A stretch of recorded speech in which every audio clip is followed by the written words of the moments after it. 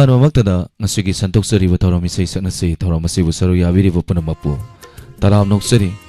santoksariba thauram asida siznazariba number 7005 707808 amakahana 7005 707808 takol tobirakna domna sakpining baisai sakpiyo tongan ma platform singda thauram asibu saru yabiriba 90.0 wahong radio kusem Radio Manipur Online Radio Mati Thoramasibu Visual Saruya Biriba ISCOM Home Channel 129 Diamond TV YouTube Diamond TV SK 1070 Channel Thoram Saruya Biriba Panamapu Taram Noksabagana Olen Sapa Mamadi Jeme Gozamanina Kurum Jari Nasi Megitang Ahum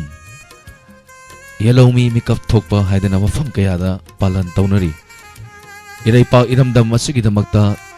thawai na potha pikraba akhoi idamakta iraipak sana lepak Manipur asibu kaiba yaroi haidana athaubu singi mafamda haikat lekat kaloina maira katpa mafam khodimakta katnakre ngasigi athaubu singada ikai khumnaba utsaba oina ngasigi thoram isai saknasi thoram asi hodok sabaga loina isai ma khodol tamjage isai asi Imale Pak Sanale Pak Manipur bu saithaba isai ni kudal tamjari athaubu singda kachaba isai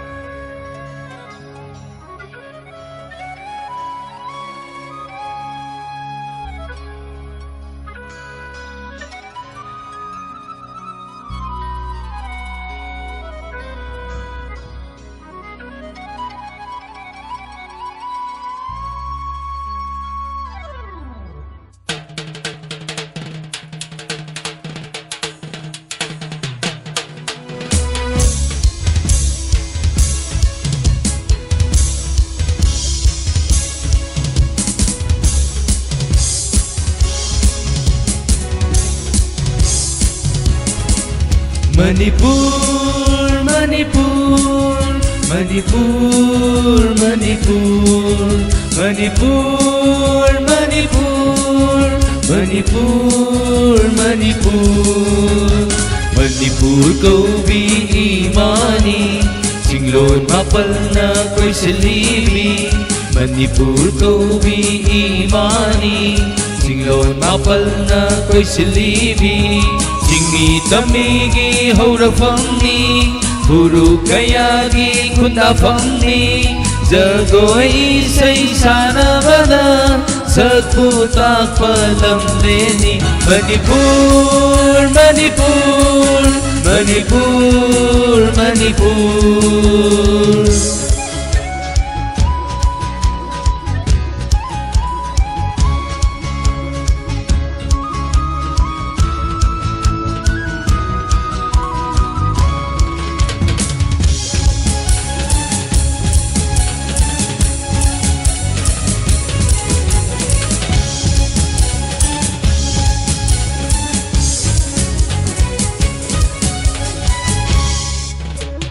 Lokag na minsan oy balam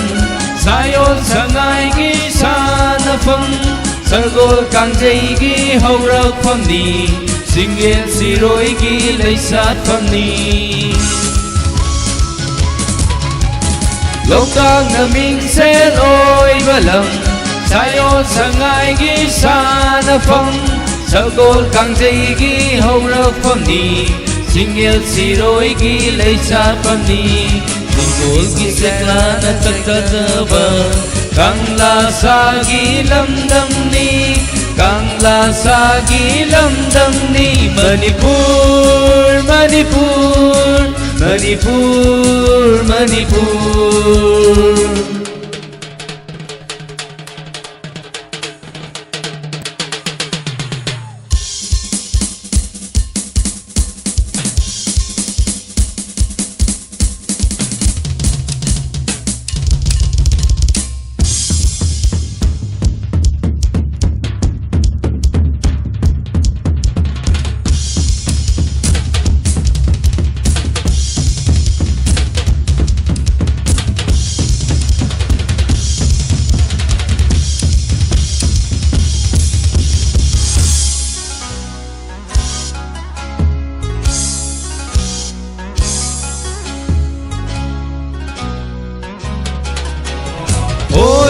sana leibaksida imagi macha oiduna Porei sana leibaksida imagi macha oiduna Poksage hingjage sijage Yechalagi leikosida Poksage hingjage sijage Wada pada balamdam sida Wada pada balamdam sida Lamdam sida Manipur kaubi imani Singlon mapal na ko'y silibi Manipur kaubi imani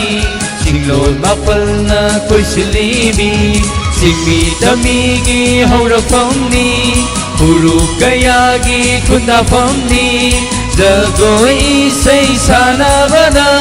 Sagputa palamdeni Manipur, Manipur Manipur, Manipur Manipur, Manipur Manipur, Manipur Manipur, Manipur Manipur, Manipur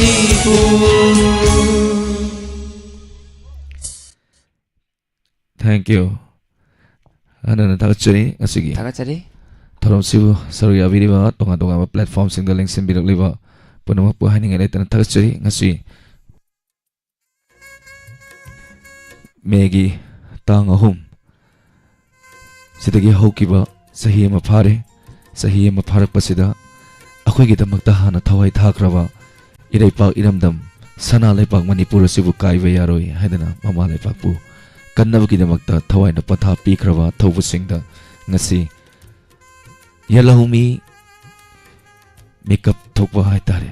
numit haidana mafam khudimakta palan tawri thawbusingbu kai khunaba utsawa hoina isese khudal tamjawani iraipa iramdam sana lepak manipur furup kayana sana lepak asida kundaminaduna leiba sana lepakni yaifari Ima lepak sana lepak Manipur na yaifari. 야이퍼레 Thank you ngasi thorom sida lengsim birak leba live chat le video bisile nausing mingkar patok sage thorom sagi makha chat jarak pada color oji phone pair ga leire kedapati kon thojam abek kavita narasima anandi moirang them tomthin nganba crying monster isal joya gorov kuman nazi wa hengbam thakchari gaitri hairom. Thank you. Amarjit luang tagachari thorom saruya birakpa mayam anandi moirang them once again mingchi thananda bayargo so mayam panamon naga pigani Soni Laishram Savitri Thoksom Mantalaka tagachari thorom saruya birakpa mingji chithawdi yorom dongwale nauko ꯍꯣꯏ kara chitharasanu mathang mu parake manglembi tagachari Setya Achauba Maitai tagachari Kajama tagachari thorom saruya birakpa mama ibemhal linthoi chanu Mr. Don tagachari palmai tagachari. Thank you thorom saruya birakpa thorom sigi ahamba caller kanano yeminasi. Hello. Hello, good evening. Good evening taraw nukchuri ming leifam haibisi Jarariba ai wangkhaini thempoki mapandagi biaima tagachari ma thorom saruya birakpa kari mathal sabiragi masi injangje iromba won chajare santok sari ba thorom isai sanasi thorom masidai ma kari isai kudol tambigani nawbagi isai mata matau tamjage kudol tambisi la ki banga pigani tabiri busina amita thambiro ko chali basahigi aroi batha kaugene nangbo ningthi be ningtham tha kaugene nangbo ningthi be poinu tha chali basahigi aroi batha Chalamda yaurakle kapli bara ꯆꯠꯂꯤꯕ ꯆꯍꯤꯒꯤ ꯑꯔꯣꯏꯕ ꯊꯥ ꯆꯠꯈꯤꯅꯨ ꯈꯥꯝꯖꯕ ꯌꯥꯔꯔꯣꯏ ꯅꯪꯗꯤ ꯃꯍꯧꯁꯥ ꯈꯣꯡꯆꯠꯅ ꯁꯤꯡꯗꯣꯅ ꯄꯨꯈ꯭ꯔꯅꯤ ꯆꯠꯂꯤꯕ ꯆꯍꯤꯒꯤ ꯑꯔꯣꯏꯕ ꯊꯥ ꯀꯧꯒꯦꯅꯦ ꯅꯪꯕꯨ ꯅꯤꯡꯊꯤꯕꯤ ꯅꯤꯡꯊꯝꯊꯥ ꯆꯠꯂꯤꯕ ꯆꯍꯤꯒꯤ ꯑꯔꯣꯏꯕ ꯊꯥ ꯑꯣꯂꯦꯟꯒꯤ ꯅꯨꯡꯁꯤꯠ ꯃꯔꯛꯇ ꯂꯩꯆꯤꯟꯒꯤ ꯏꯅꯥꯐꯤ ꯏꯟꯗꯨꯅ ꯂꯩꯃꯟ ꯆꯜꯂꯕꯤ ꯂꯩꯔꯥꯡ ꯁꯤꯟꯗꯨꯅ ꯃꯆꯨ ꯑꯣꯜꯂꯕ ꯁꯝꯂꯥꯡꯅ ꯃꯥꯏꯊꯣꯡ ꯈꯨꯝꯂꯗꯨꯅ ꯆꯠꯁꯤ ꯆꯠꯂꯝꯗꯅ ꯃꯥꯏꯊꯣꯡ ꯈꯨꯝꯂꯗꯨꯅ ꯆꯠꯁꯤ ꯆꯠꯂꯝꯗꯅ ꯀꯔꯤꯒꯤ ꯀꯞꯂꯤ ꯅꯪꯒꯤ ꯅꯠꯇ ꯎꯕꯗ ꯊꯃꯣꯏꯁꯦ ꯄꯨꯉꯝꯗꯔꯦ ꯆꯠꯂꯤꯕ ꯆꯍꯤꯒꯤ ꯑꯔꯣꯏꯕ ꯊꯥ ꯀꯧꯒꯦꯅꯦ ꯅꯪꯕꯨ ꯅꯤꯡꯊꯤꯕꯤ ꯅꯤꯡꯊꯝꯊꯥ ꯀꯧꯒꯦꯅꯦ ꯅꯪꯕꯨ ꯅꯤꯡꯊꯤꯕꯤ ꯄꯣꯏꯅꯨ ꯊꯥ ꯆꯠꯂꯤꯕ ꯆꯍꯤꯒꯤ ꯑꯔꯣꯏꯕ ꯊꯥ ꯆꯠꯈꯤꯅꯨ ꯈꯥꯝꯖꯕ ꯌꯥꯔꯔꯣꯏ ꯅꯪꯗꯤ ꯃꯍꯧꯁꯥ ꯈꯣꯡꯆꯠꯅ ꯁꯤꯡꯗꯨꯅ ꯄꯨꯈ꯭ꯔꯅꯤ ꯋꯥꯁꯤꯡꯒꯤ ꯎꯂꯦꯜ ꯄꯥꯈꯪ ꯀꯟꯕꯤ ꯋꯥꯁꯤꯡꯒꯤ ꯎꯂꯦꯜ ꯄꯥꯈꯪ ꯀꯟꯕꯤ ꯄꯤꯔꯥꯡꯅ ꯆꯣꯂꯦꯅꯦ ꯂꯩꯅꯥꯁꯤꯡꯁꯦ ꯑꯣꯟꯅ ꯊꯣꯏꯅ ꯈꯥꯡꯂꯅꯤ ꯑꯔꯣꯏꯕ ꯑꯍꯤꯡꯗ ꯑꯣꯟꯅ ꯊꯣꯏꯅ ꯈꯥꯡꯂꯅꯤ ꯑꯔꯣꯏꯕ ꯑꯍꯤꯡꯗ ꯀꯔꯤꯒꯤ ꯀꯞꯂꯤ ꯅꯪꯒꯤ ꯅꯠꯇ ꯎꯕꯗ ꯊꯃꯣꯏꯁꯦ ꯄꯨꯉꯝꯗꯔꯦ ꯆꯠꯂꯤꯕ ꯆꯍꯤꯒꯤ ꯑꯔꯣꯏꯕ ꯊꯥ ꯁꯤꯟꯖꯔꯒꯦ ꯊꯥꯒꯠꯆꯔꯤ ꯏꯃꯥ ꯌꯥꯝ ꯐꯖꯕ ꯏꯁꯩ ꯍꯣꯏ ꯈꯨꯗꯣꯜ ꯃꯃꯥ ꯁꯔꯨꯛ ꯌꯥꯖꯅꯤꯡ ꯇꯧꯕꯅꯤ ꯌꯥꯝ ꯐꯖꯅ ꯁꯛꯄꯤꯔꯛꯈ꯭ꯔꯦ ꯏꯃꯥ ꯍꯣꯏ ꯍꯣꯏ ꯍꯣꯏ ꯊꯥꯒꯠꯆꯔꯤ ꯏꯃꯥ ꯊꯧꯔꯝ ꯁꯔꯨꯛ ꯌꯥꯕꯤꯔꯛꯄ ꯊꯧꯔꯝ ꯃꯄꯨꯡ ꯊꯥꯒꯠꯆꯔꯤ ꯄꯥꯡꯕꯤꯔꯛꯄ ꯊꯥꯒꯠꯆꯔꯤ ꯊꯥꯒꯠꯆꯔꯤ ꯀꯧꯒꯦꯅꯦ ꯅꯪꯕꯨ ꯅꯨꯡꯁꯤꯕꯤ ꯄꯣꯏꯅꯨ ꯊꯥ ꯆꯠꯂꯤꯕ ꯆꯍꯤꯒꯤ ꯑꯔꯣꯏꯕ ꯊꯥ ꯍꯜꯂꯣ ꯍꯜꯂꯣ ꯇꯔꯥꯝ ꯅꯣꯛꯆꯔꯤ ꯃꯤꯡ ꯑꯃꯗ ꯂꯩꯐꯝ ꯍꯥꯏꯕꯤꯌꯨ ꯑꯩ ꯁꯨꯄ꯭ꯔꯤꯌꯥ ꯋꯥꯡꯖꯝꯅꯦ ꯀꯣꯡꯕ ꯆꯦꯛꯀꯣꯟꯗꯒꯤ ꯀꯔꯤ ꯃꯊꯦꯜ ꯆꯥꯕꯤꯔꯒꯦ ꯃꯥ ꯉꯁꯤꯁꯤꯕꯨ ꯏꯔꯣꯝꯕꯒ ꯉꯥ ꯑꯃꯒ ꯇꯥꯎꯏ ꯗꯣꯏꯕ ꯉꯁꯤꯒꯤ ꯁꯔꯨꯡ ꯄ꯭ꯔꯣꯒ꯭ꯔꯥꯝ ꯑꯁꯤꯗ ꯀꯔꯤ ꯏꯁꯩ ꯈꯨꯗꯣꯜ ꯇꯝꯕꯤꯗꯣꯏꯅꯣ ꯏꯁꯩꯁꯦ ꯋꯥꯍꯦꯡꯕꯝ ꯐ꯭ꯂꯦꯃꯤꯂꯥꯒꯤ ꯑꯃ ꯄꯨꯔꯛꯀꯦ ꯏꯆꯥꯖꯤꯕꯤꯗꯤ ꯀꯩ ꯏꯟꯖꯥꯡ ꯆꯥꯔꯒꯦ ꯃꯥ ꯉꯁꯤꯁꯦ ꯑꯩꯈꯣꯏꯁꯨ ꯂꯐꯣꯏꯔꯣꯡꯕ ꯑꯣꯏꯅ ꯆꯥꯖꯔꯦ ꯏꯔꯣꯝꯕ ꯃꯥꯟꯅꯔꯦ ꯉꯁꯤꯗꯤ ꯍꯣꯏ ꯏꯃꯥ ꯎꯝ ꯏꯃꯥ ꯈꯨꯗꯣꯜ ꯇꯝꯃꯤꯁꯤ ꯍꯧꯔꯛꯑꯒꯦꯀꯣ ꯎꯝ ꯕꯤꯗꯥꯏꯒꯤ ꯊꯣꯡꯖꯤꯟꯗ ꯂꯦꯞꯇꯨꯅ ꯂꯦꯞꯇꯨꯅ ꯕꯤꯗꯥꯏꯒꯤ ꯊꯣꯡꯖꯤꯟꯗ ꯂꯦꯞꯇꯨꯅ ꯍꯧꯈ꯭ꯔꯕ ꯃꯇꯝꯕꯨ ꯅꯤꯡꯁꯤꯡꯕꯅ ꯅꯤꯡꯕ ꯀꯥꯏꯔꯕꯤ ꯑꯩꯍꯥꯛꯀꯤ आशागी नौरेल ओइरेदो बिदाईगी थोंजिंदा लेप्तुना लेप्तुना नुंसी पंथुं योंgamda कायना पोलुम puduna Nungsi pantung yongamda kaina putlung puduna Nungsi gitorban wang mada kaina may sakse khangliba kaina may sakse khangliba Biday githong zinda leptuna leptuna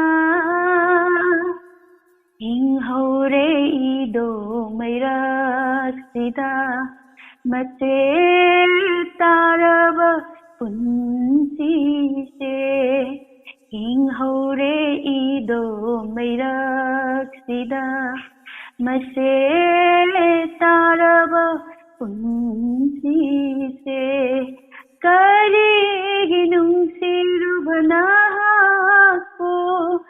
ningamda saila hangnaba ningamda saila hangnaba biday githong zinda leptuna haukraba matambu ningsingbana nimba kairabi aihaki asagi naurel oiredo biday githong zinda leptuna leptuna lojare ta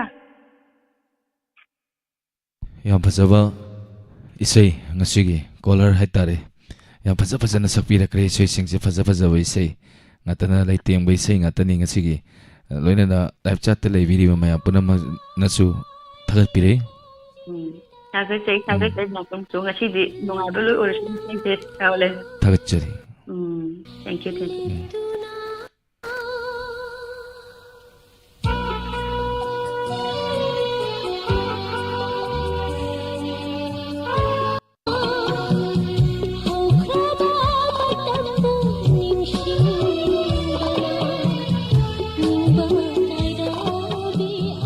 Hello.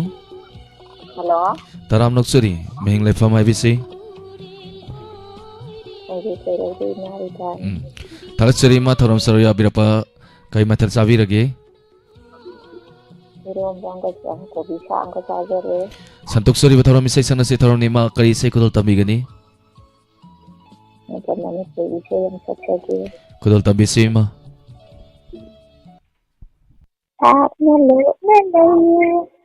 Nana teleku nangsi ni lap nelu lap teleku nangsi anh ba hai ki hai jasani lang ba lang ki le jasani Now they feel now the family I nangi laugh the road no lay the laugh the live nangi Mayravati Sari Kumba Nilakanda Galandang Ama Kana Yadana Kana Udana Kana Yadana kana idana denagi kali aina pamjai aina agi punchi nunchijai aina agi nato khoidariga nangta na haiki khoidariga nangta na haiki nunchi nangbu aina nunchi nunchi lạc na lệ na lây nắng na nát thì liệt nắng chi ấy ni ấy nắng chi ấy ni ấy nắng chi ấy na ấy mà phố tam dây ấy na ấy mà phút chi nắng chi ôi daruga nang ta na hai chi nắng chi nang bu ai nang chi nang chi nang chi lạc na lệ na lệ nắng na nát thì liệt nắng chi ấy ni ấy nắng chi ấy ni ấy thank you Sharon Takachuri ma yam bajana sakpira kre ngasigi ahal sing che kaidari taro mono khangde da sei faja faja ba yam saktore kamai toi jano Takachuri ma live chat ta video ma pura mana so takapire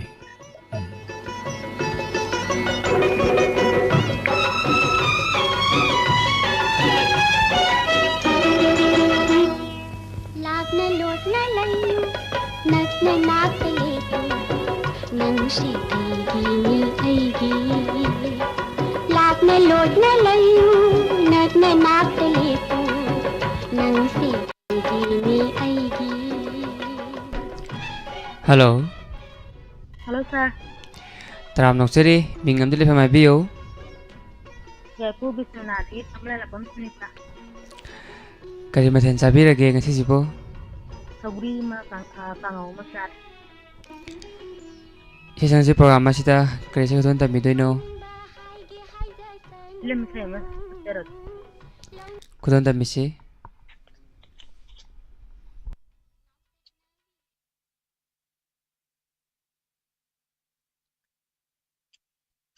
Hankaro hankaro hankaro nangshu waram lani hunchi sintha ubada la uhain amuk anova asana thallaba ayu amapuduna hankaro hankaro hankaro nangshu waram lani hunchi sintha ubada ritu manapurapa makal kayagi maishani bani sarega bani sadare bani sarega re sani sarega mapa ritu manapurapa makal kayagi maishani taibang mapopoiro bana nahak lagli lochaine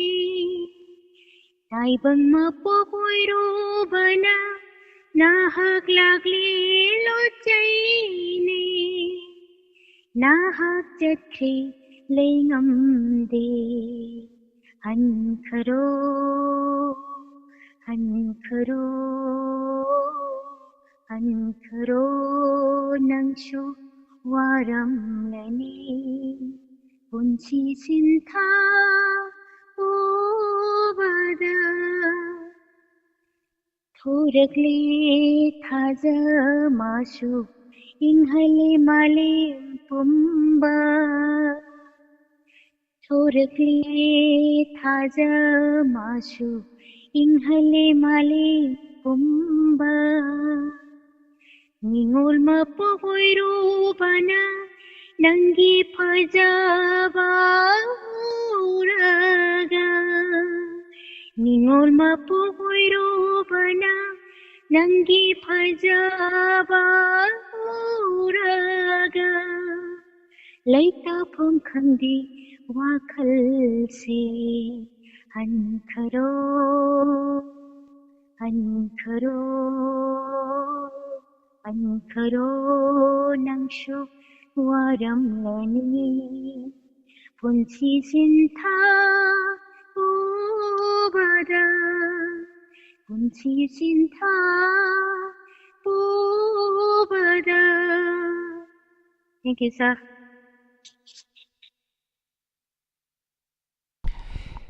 थागतरी याम फजना खुदोन तबिरे सही दवा लाबता लेबे ma'am Masu खुबावन खुदुना थारपिरे मयाम थागत थागतरी थोम Zobah बिरकवा पुंसी सिंथा पोबदा पुंसी सिंथा Hello. Hello Tarab nong suri minga madele fam habi se. ya po kami ai gi Romita ni sir Tagat suri Romita tharom saro ya birakpa ming hekta kokjaru re sahi kya su no khangja de. Konzen dani ai tare koina fazari se. Mar maduna ne ko jemi oi koina ming mamang da ming he hapak tri se. Maya na de ming hapak te waro wiba ko. Akoina mo phar akoina phare sina mukai de phari no kana konzen da ko. Saro ina halangani Okay. Ada ming adun kokjar ge Romita kai mathal sabi rage. Kangsoi thong chai sa ngasi Asamba sabi ba sagalak pasida asamba se saugri gumba asamba sina mafare yai fare duni. hoi ja Santok sari ba thormi sai sangna si thorom asida kari sai kodol tambi gani. khang sar pusparani na sak pai sai ma ai ti ti tem tang chalak ke Kodol tambi se. hai o lang thai lei bak le wana khang le nung si mai cha o lang thai lei bak le gum wana khang le nung si mai cha om sak na re thamoi nung da mai ri o le nung si wa o lang thai lei bak le gum thawali sing marata thawani sakumna tam khabara thawani sing marata thawani sakumna tam khabara una una la baranam khangna khangna khangna awabase ubida nuja oi bima poki awabase ubida nuja oi bima poki olang thagi leibak leigum wana khang le nung si mai cha olang thagi leibak leigum kauge khanna kau khama ningsing la roi khanna lot khabasu kauge khanna kau khama ningsing la roi khanna lot khabasu awam amutani tinginang nungsinang gising ng syatam masita na tim lagi muja oi bimapoke masita na tim lagi warau gandi pukning se ulang thagi leibak leigum wana khang le nungsi mai cha olang thagi leibak leigum losinjai Tagachari yam fajana kodol tambi rakre ngasi ki caller sing se yam faja faja bai sai ngatani thorom saru ya video yam puna mana tagat pire Thank you, sir. 다같이 더럼 서로 야비락 뻔합니다. वान खांगले नुशी मैचा ओम चापलरी थामोई नुंगा मैरे ओले नुशी बंगा उलंग थागी ले Bagle Hello, sir. Hello, taram nokseri. Hello. Mingam jeri famai biyo. Kachingdagi na ho. Kari mathen chabi lagi ngasi jibo. Ironba. Ngasigi sanamsubir program asida kari sigudon tamideno. Uri na imadabigi sir. Kudon tamisi.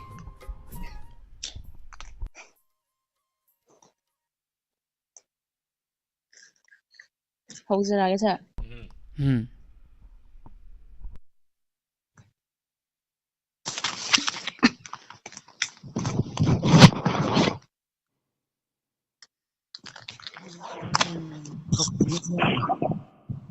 How will you see? Howzarage, sir.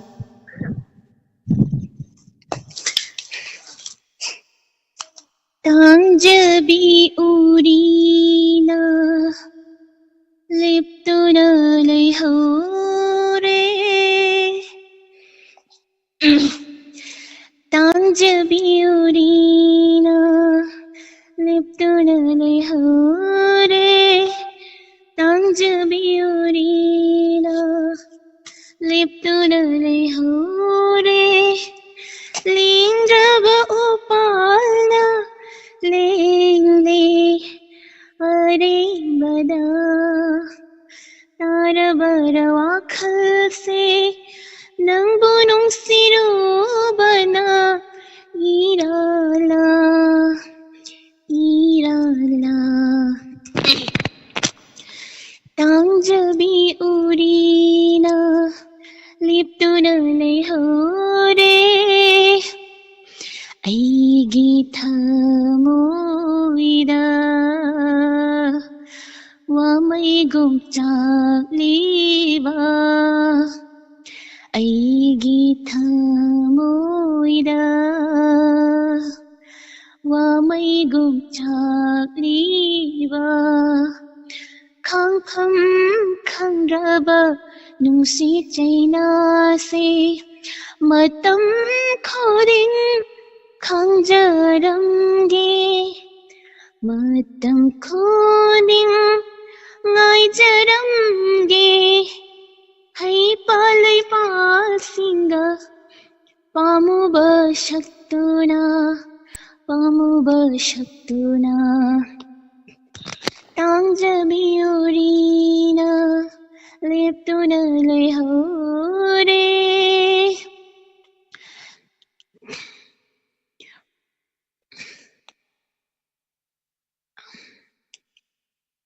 Loisinjage, sir. Matiyam sir. 다같이 나오비 너무 너무기 컨센트 받아보죠. 나오비 좀 현질래. 좀 현질래가 하이고. 야 맞잖아 그렇다 미래그래 나오비 더러운 맛이다 서로 야비롭다. Na may sum ot kiyang ot ka phang bawa leba. Ati su pram may masal tum daw toro mame. As namdum namige dum tawan ko phang ot pai ta. 야 맞잖아 그렇다 미래그래 다같이 더러운 서로 야비롭다. Isay mateng kutang kutol tam jage kajama na khalak pa isay ni isay se full this away mateng ang makatani sa lakado isay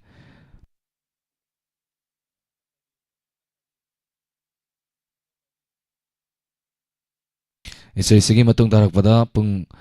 taraga makai tarak pada inaw je mi dagi isay fasa ba mo tamin isay isay mateng kutang kutol tam jage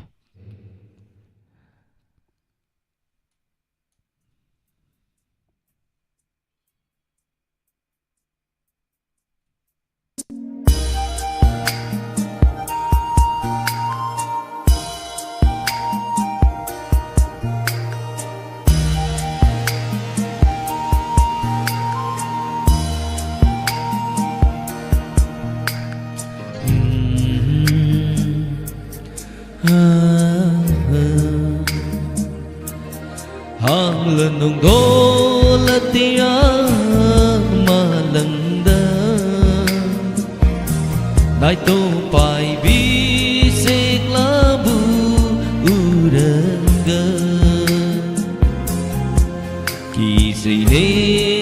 thmoina aisu oikigada malangi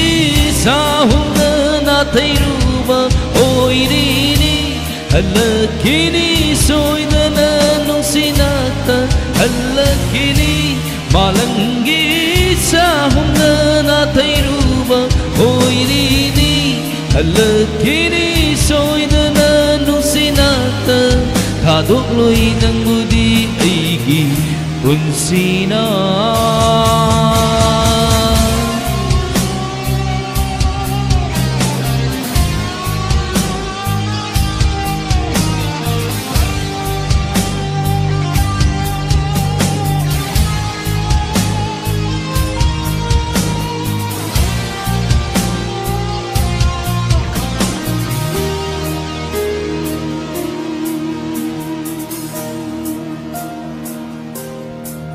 Pamubi nangi nungsiba nangi seba phangzagi thadok pinu punsigi pamubi nangi nungsiba nangi seba phangzagi thadok pinu punsigi nangna thawaini nangna punsini aina hakjangni nangna manini nangna thawaini nangna punsini aina hakjangni nangna manini thadoknaba yaroi kainaba yaroi mapok khudingda thengnasiko nang ai hingminasi punsigi. Thank you. Takchari. Mateng katang kudol tamjawni. Sige matong tarakpa inaw live chat si sukha padre kuning asi jiko. Live chat na chat tokpa. Loi lei me tongan na hai tare ni. Thank you. Live chat mingkar patok sir ke. Sangita sapam yafeba yumnam Kelvin Lasam Mangal Gurbium Pamen Pamai Robert Usam Kazama Aruni Koijam Surpiya Wangjam Sunil Ashram Linthoi Chanu Amo khara para de mulia pasiko. Mingse amo patok sir ke. Thank you. Ngasigi thorom sari aviriwa aninga netan takchari thorongi makha chata jarpa caller lokuchari. Hello. Hello, Tajari. Taram noksari minga madi lefa mai bisi. Maibam Prema Lang Maithe. Takchari taram sari avira pai ma kari mathal chavi rage. Peru Kangsu Chai. Yongsak yaudro ima. Yaudi. Sama nei da yaursu yaudro juko. Ima ngasigi santuk sari ba thoram isai sang nasi thoram masida kari isai sakpi gani. Isai mati adi ba mati ang tang nang jagi tawa. Kudol tambi sema. Ai isai sakwa ngasiga anirak sugare ahum lak sugadadi kun saksaga. Haji kharga pakhatpa phawiri bro. Anirak ta sugada ngari ni na. Kitang thauje. Pakhatpa phanaba ma lei ima. Ima se pakhatpa pharage pakhatpa phadana isai pharakanda isai sage ai tagdi. Hi amta hebi odugo sakpiyo. Hi. Hi. Ima pakhatpa pharadawni isai hobira se ima.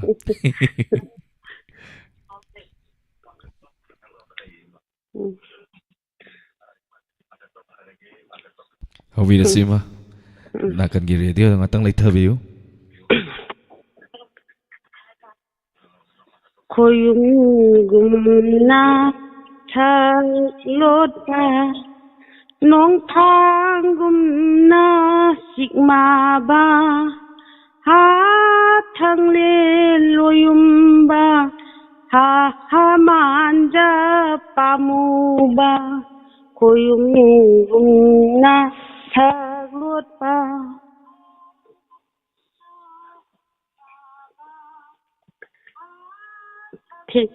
Thank you. I see Mate Siga Saga Matang. Yam Pazaba, I say ni. Yam Pazana Kudol Tam Virakre. ꯊꯥꯒꯠꯆꯔꯤ ꯏꯃꯥ ꯊꯧꯔꯝ ꯁꯔꯨꯛ ꯌꯥꯕꯤꯔꯛꯄ ꯃꯇꯨꯡ ꯇꯥꯔꯛꯄꯗꯁꯨ call ꯇꯧꯕꯤꯌꯨ ꯑꯗꯨꯒ ꯑꯩꯅꯁꯨ ꯁꯥꯔꯕꯨ ꯏꯀꯥꯏ ꯈꯨꯝꯅꯕ ꯎꯠꯆꯔꯤ ꯊꯥꯒꯠꯆꯔꯤ ꯏꯃꯥ ꯊꯧꯔꯝ ꯁꯔꯨꯛ ꯌꯥꯕꯤꯔꯛꯄ Crying Monster Huidrom General Lamsang Ibencha Thakachuri Rani Bala Leksang Themichal Joya Lalita Yankong Robert Usam Supriya Wangjam Yaifawa Yumna Maruni Koizam Linthoi Chanu Thakachuri PK Thakachuri Idomsa Purnima Si Oina Thakachuri Idomsa Thoram Sarya Birakpa Idomsa se live chat pakna tholak tragasu thoram chitha daba Idomsa amani comment da hetare comment section da dum comment viviwa Idomsa ni Thakachuri Idomsa busu hanana Rani Bala Leksang Them Premchan Wangjam Susila Akram Thakachuri Thoram Sarya Birakpa Thoram sigi makha satha jarakpa caller lokochage hello hello sir Taram nuksuri mingamadi leifam hai bisi sir ka sala ke saya Thakachuri sal joya thoram sarya birakpa kari mathel sabi rage sal sir kan soi thongoi tai Asamba masaramine sal se asamba sei masu salakadong wali kari sei kulol tamigani hoi sir ai sutani yama sinawari kudol tambisi aigi chingi manam nanna aigi chingi manam nanna nushi thori go oiduna jina panduna chingiraklo pamu bamabu inaksida pamu bamabu inaksida aigi chingi manam nanna laklo ne thawa yoi bao kong thang yang na khong doi raklo awa ikulang bakuk na ba laklo ne thawa yoi bao kong thang yang na khong doi raklo awa ikulang bakuk na ba lura balai ja Thorang Tongjari Lura Balaita Thorang Tongjari Aigi Chingi Manam Nanna Nushi Thori Bo Oiduna Jina Pandona Chingi Apu Pamu Bamabu Inaksida Pamu bamabu inaksida Panthogi nung si sangai nung Ningol na lay sa tamjaba Kalakni hau ba kayani Kathabiro ne pamu ba Kathabiro ne pamu ba Panthogi nung si sangai nung Ningol na lay siya tamjaba Kalakni hau ba kayani Kantabiro ne pamu ba Kantabiro ne pamu ba Aigi chingi manam nanna Nushi thori bo oiduna Jina panduna chingira upamu bamabu inaksida pamu bamabu inaksida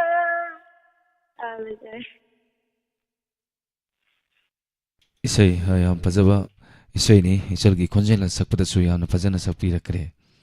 Thakachuri sal thoram saru yabirakpa thoram apung phamliba Thank you, sir. PK Thakachuri Sunil Aishram Ahivam Bijoy Thakachuri Lalita Yankong Salam Shama Thakachuri thoram saru yabirakpa Mangal Guru Mayum Thakachuri thorongi makha chatha jarakpa caller lokha chodring aida inau zemi dagi se mataminasi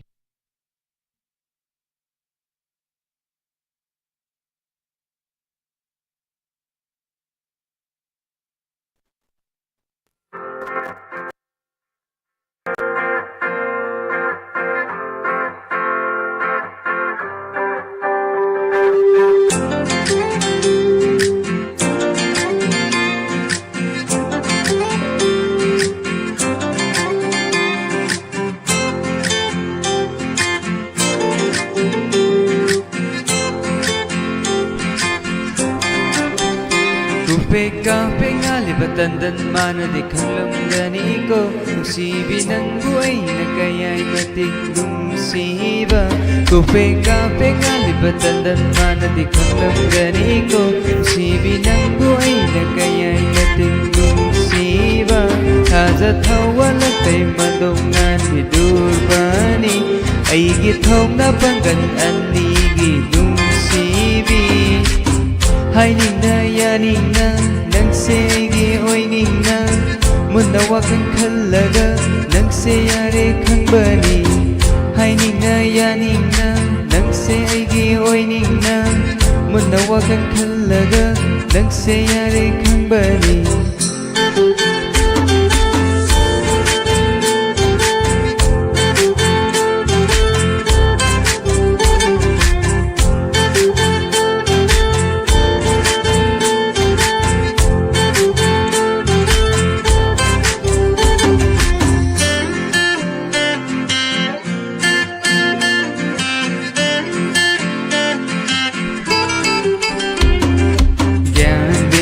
तादे करीनो तौबुसे गिरी गिरी तई हाइफंगा खंगदेदा नंगीबु खनगद्रा लाइरि खुपागद्रा करी तौ हाइबनो अमुक्ता हाइरमु हो लम्हेनबा ngaइखो अमुक्ता ngaइखो थमोय मसक खंगदना याबा याबरा हो लम्हेनबा ngaइखो अमुक्ता ngaइखो थमोय मसक खंगदना याबा याबरा अइगी ओइना Lepa अइगी ओइना हिंगबा ngamba मीदा अइना थमोयसे पीगनी अइगी ओइना हिंगबा अइगी ओइना Lepa ngamba मीदा अइना थमोयसे पीगनी हाइनिंगना यानिंगना नंगसे अइगी ओइनिंगना Munna वाखल खल्लगा नंगसे यारे खंगबनी हाइनिंगना यानिंगना नंगसे अइगी ओइनिंगना मुन्ना वाखल खल्लगा नंगसे यारे खंगबनी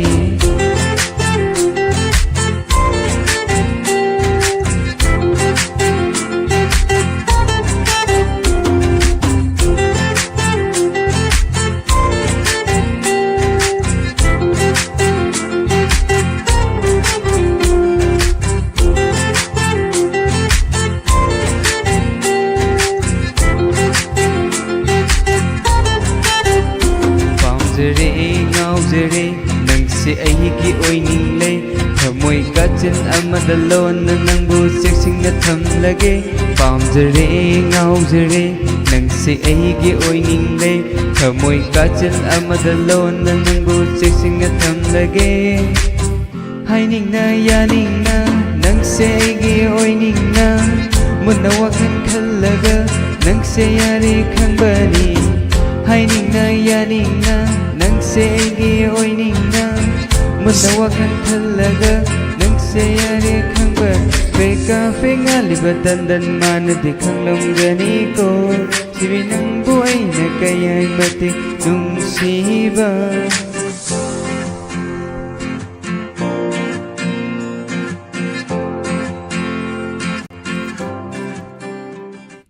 इमई मई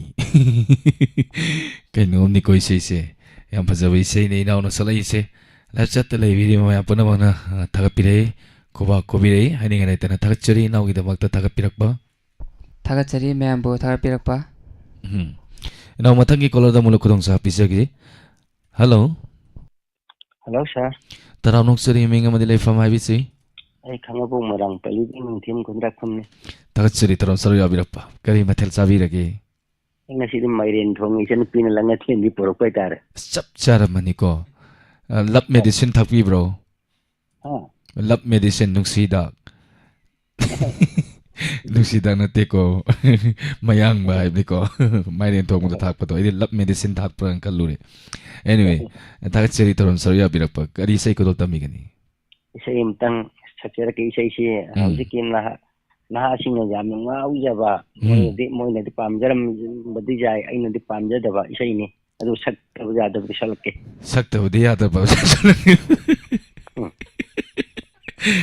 ꯌꯥꯝ ꯂꯨꯗꯧꯔꯤꯀꯣ ꯑꯗꯨꯗꯤ ꯍꯧꯕꯤꯔꯁꯤ Ganja thali mangaude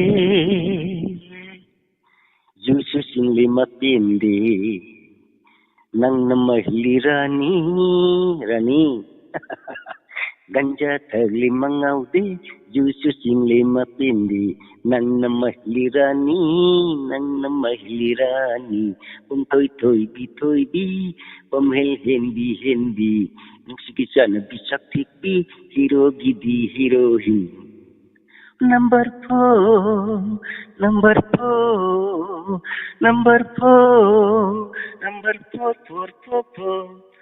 Nahag yauda aidi Nikuk amata laininde Itinta na kangjaba Kunggon ka na tingjaba Nahag yauda aidi Nikuk amata laininde Itinta na kangjaba Kunggon ka na tingjaba Kay sumsanda tinthaजबा nasunglangi ni nasunglangi kay sumsanda tinthaजबा nasunglangi ni nasunglangi tangumbi ganja thari mangaudi jusu singli mapindi nang namahili rani mom thoi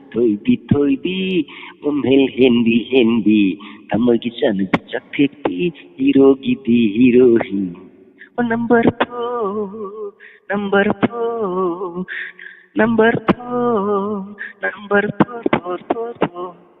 Aigi tola singli sida laina jago shararo taholo aigi hakchang se nangi nisa ipata Aigi tola singli sida laina jago shararo taholo aigi hakchang se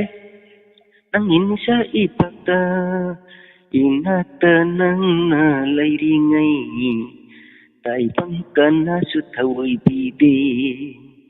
Inata nang na lairingai Uran cinti na somdide Tangumbi Ganja thagli mangausi Jusu singli mapindi Nang namahli rani Mom hendi Mom thoi bi Tamoy kisan bichak thekpi Hero gidi heroin Number 4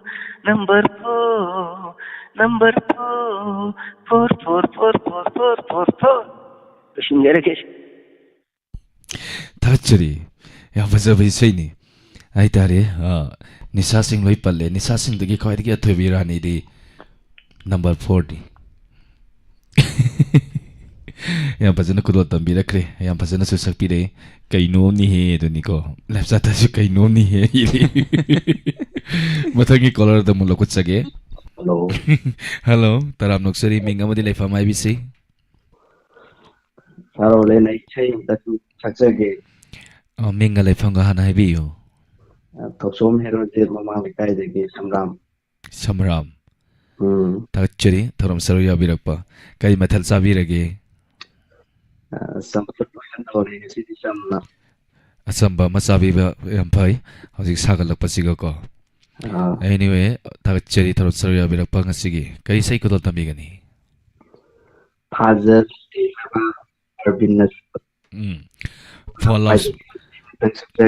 phone loud speaker ꯊꯥꯕꯤꯕ꯭ꯔꯣ ꯉꯥꯛꯇꯪ ꯃꯨꯊꯠꯄꯤꯁꯤ ꯍꯧꯕꯤꯔꯁꯤ ꯃꯌꯥꯏꯋꯥꯏꯗꯒꯤ ꯍꯧꯖꯔꯒꯦ ꯅꯤꯡꯈꯥꯏꯔꯐꯜ ꯅꯨꯡꯁꯤꯕꯒꯤ ꯄꯥꯊꯣꯛꯈ꯭ꯔꯦ ꯊꯃꯣꯏ ꯅꯨꯡꯗꯗꯤ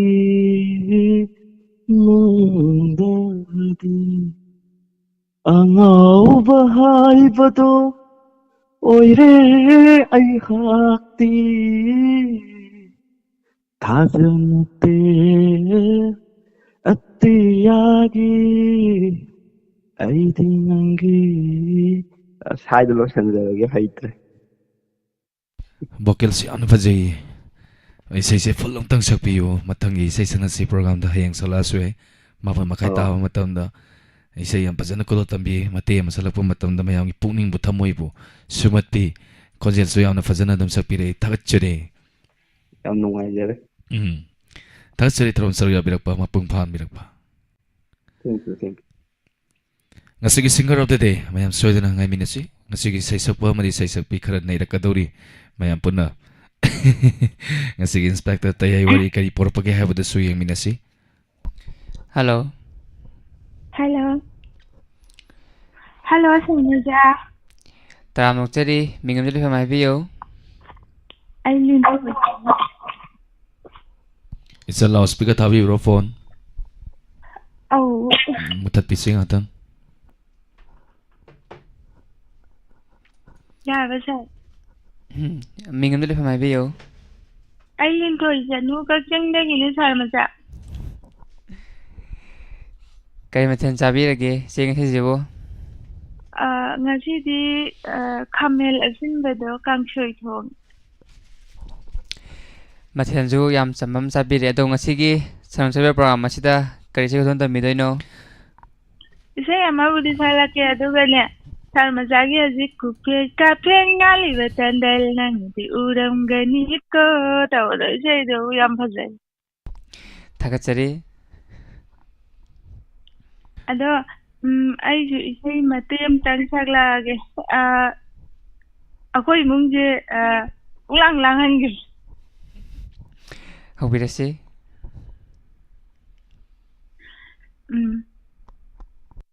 ikaiba nanung pal oledo nangi thamoy bu kalakcharubi ikaiba nanung pal oledo nangi thamoy bu kalakcharubi aigi punchi kalkoy nani aibu nungsibino he nungsiba nangi tham sorry makha tarage kauthokhre tabi se sal makha tabi nangi wahai kuding thamoy de ta sona thillare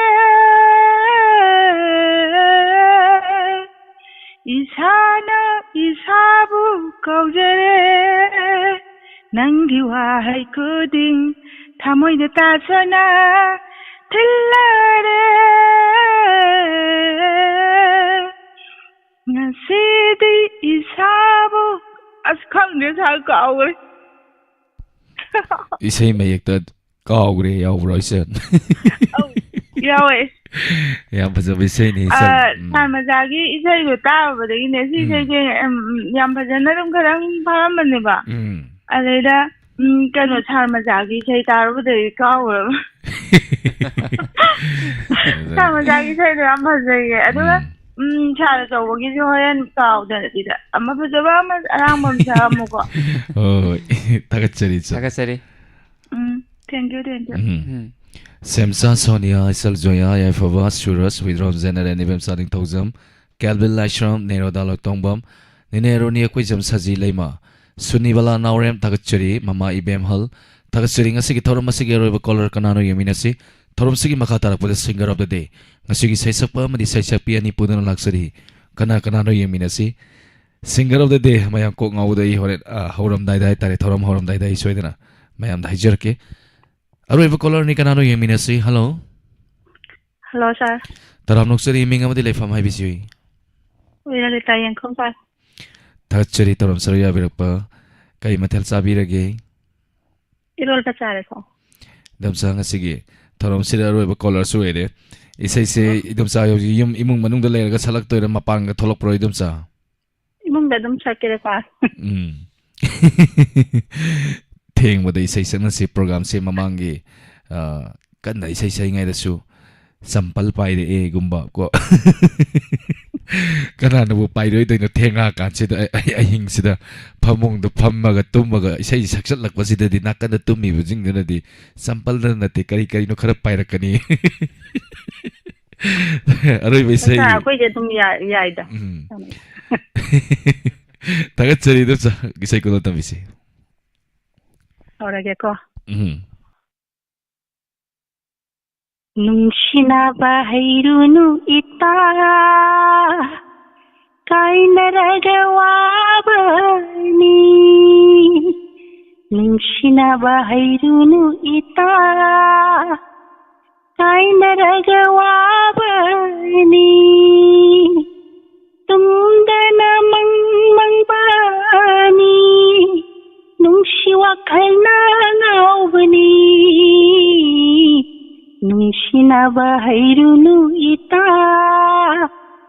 ಕಾಯ್ನರಗವಾಬನಿ ನುಂಶಿ ಮಾಗಿ ವಾಕಲ್ದ ತುಂಬ ಸಾವ ಖಂಡಬನಿ ನುಂಶಿ ಮಾಗಿ ವಾಕಲ್ದ ತುಂಬ ಸಾವ ಖಂಡಬನಿ ನುಂಶಿವ ಕೈನರ ಮತಂದ ಹಾವಲ್ ಫರ ಅಹಿಂದ ಅಚಿಪ್ಪ ತಿವನಿ ಕಾವನು ನುಂಶಿನವ ಹೈರುನು ಇತ ಕಾಯ್ನರಗವಾಬನಿ ನುಂಶಿನರಿङೈ ಮತಂಗದಿ ಮುಮುಲ್ತ ನೊಪ್ಪನಿ ಥಾಮೊಯ್ದೋ ಕಾಯ್ನರವ ಮತ್ತುಂಡದಿ ಮಹಾಕ ಕಾಯ್ನರವ ಮತ್ತುಂಡದಿ ಮಹಾಕ ನುಂಶಿ ಕಾಯ್ನ ಮೈಸಾಕ್ನ ಅಹಿಂಕಯ ತುಂಡವನಿ ಅಹಿಂಕಯ ತುಂಡವನಿ ನುಂಶಿನವ ಹೈರುನು ಇತ ಕಾಯ್ನರಗವಾಬನಿ ತುಂದನ ಮಂಗ್ಮಂಗ್ಬಾನಿ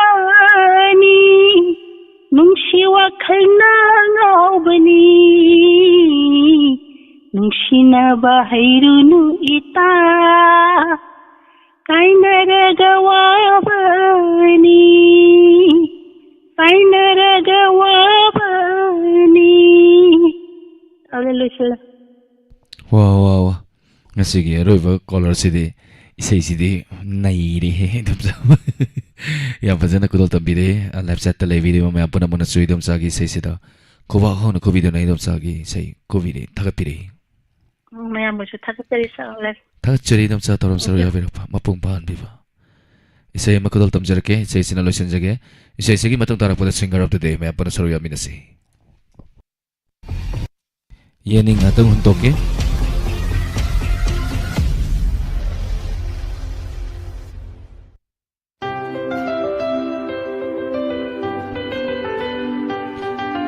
Sahih kudal tamjage मैं पुनः तामिनसी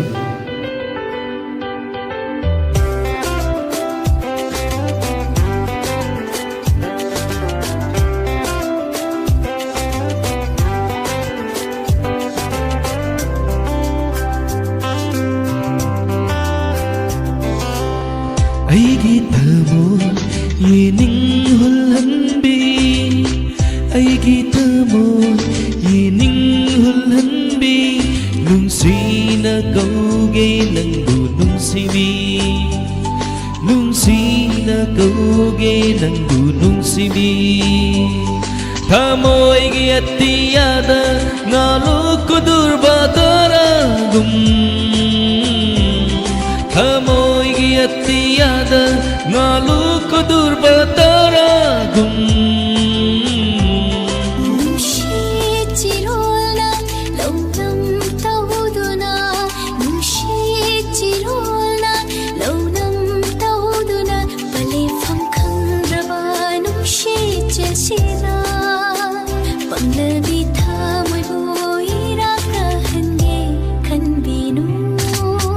ꯑꯩꯒꯤ ꯊꯃꯣꯏ ꯌꯦꯅꯤꯡ ꯍꯨꯜꯍꯟꯕꯤ ꯑꯩꯒꯤ ꯊꯃꯣꯏ ꯌꯦꯅꯤꯡ ꯍꯨꯜꯍꯟꯕꯤ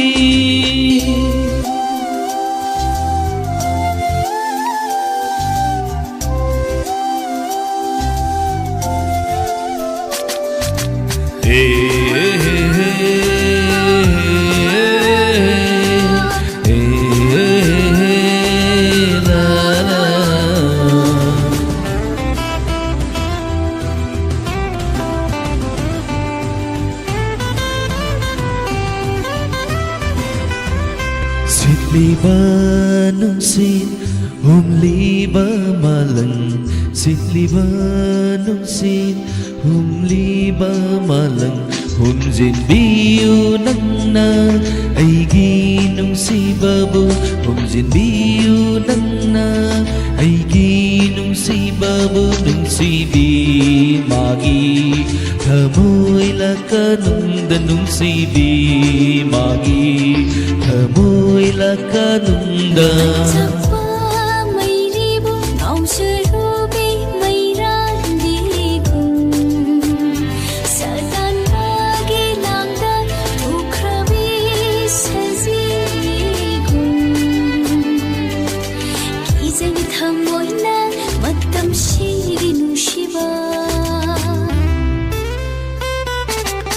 Aigi thamoy ining hulanbi Aigi thamoy ining hulanbi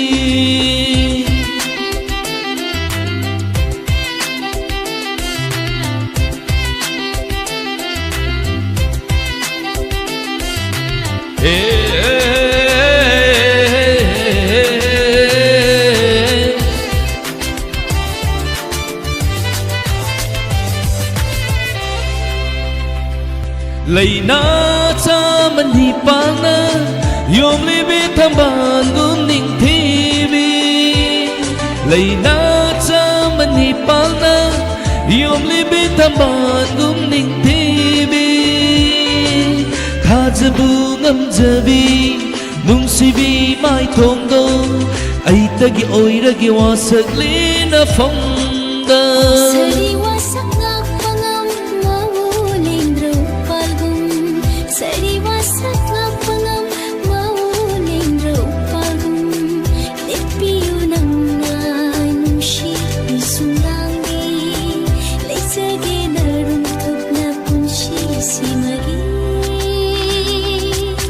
Aigi thamoy yining hulanbi Nungsina kauge nangbu nungsibi Nungsina kauge nangbu nungsibi Thamoy gi atiyada ngalu kudur bataragum Thamoy gi atiyada ngalu kudur bataragum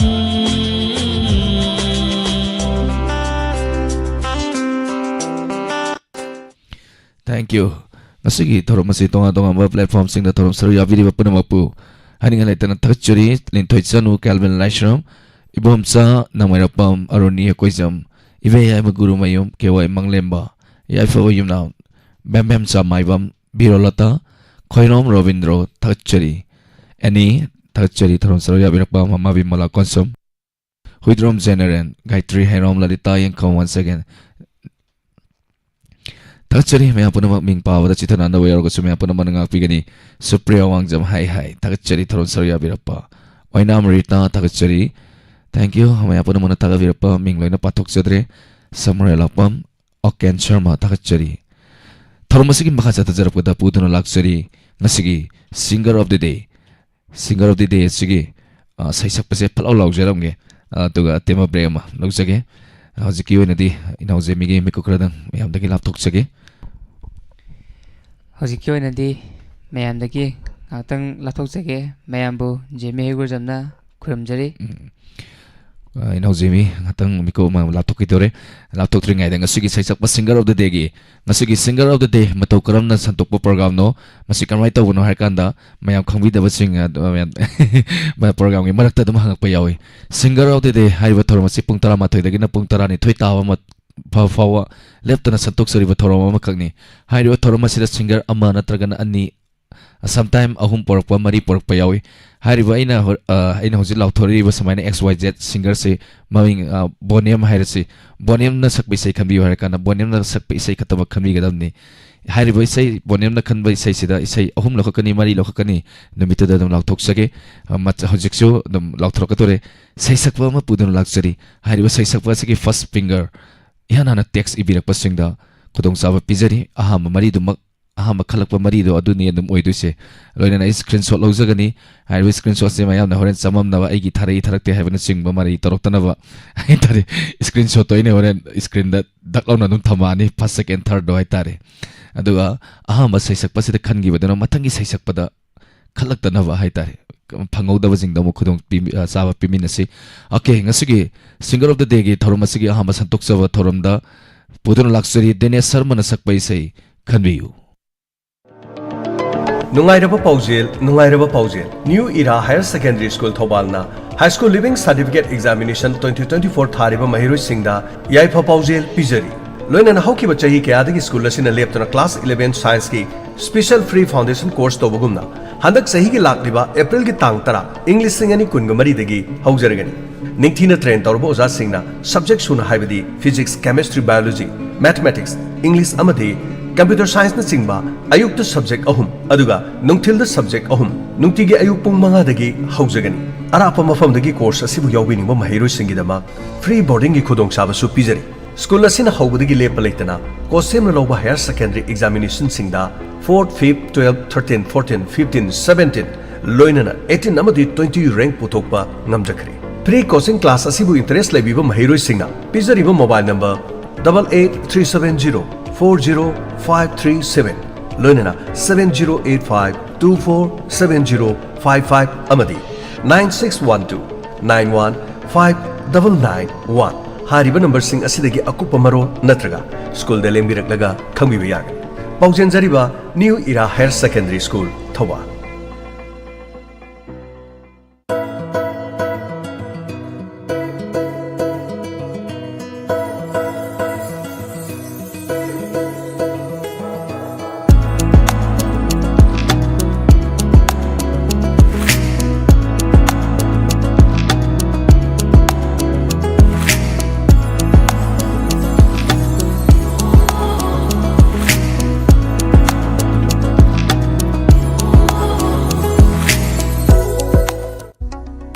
Karigumba dom yumda laiba anabasingi hidakapa dressing tauba blood sample loba rice tube hapa catheterization hapa enema tobinaba experience lairaba nurse amati doctor thibada awaba thengnabirabadi wabiraganu Medland Home Nursing Care Service Manipurna pung kunmari chupna adom yumda latuna hidakapa injection piba dressing tauba feeding tube hapa catheter hapa amadi makhal kya ge anabasing experience lairaba doctor amadi nursing latuna mating pangzari akupa marol gi damak Medland gi helpline number 9205987988 ta call tawduna tanabiu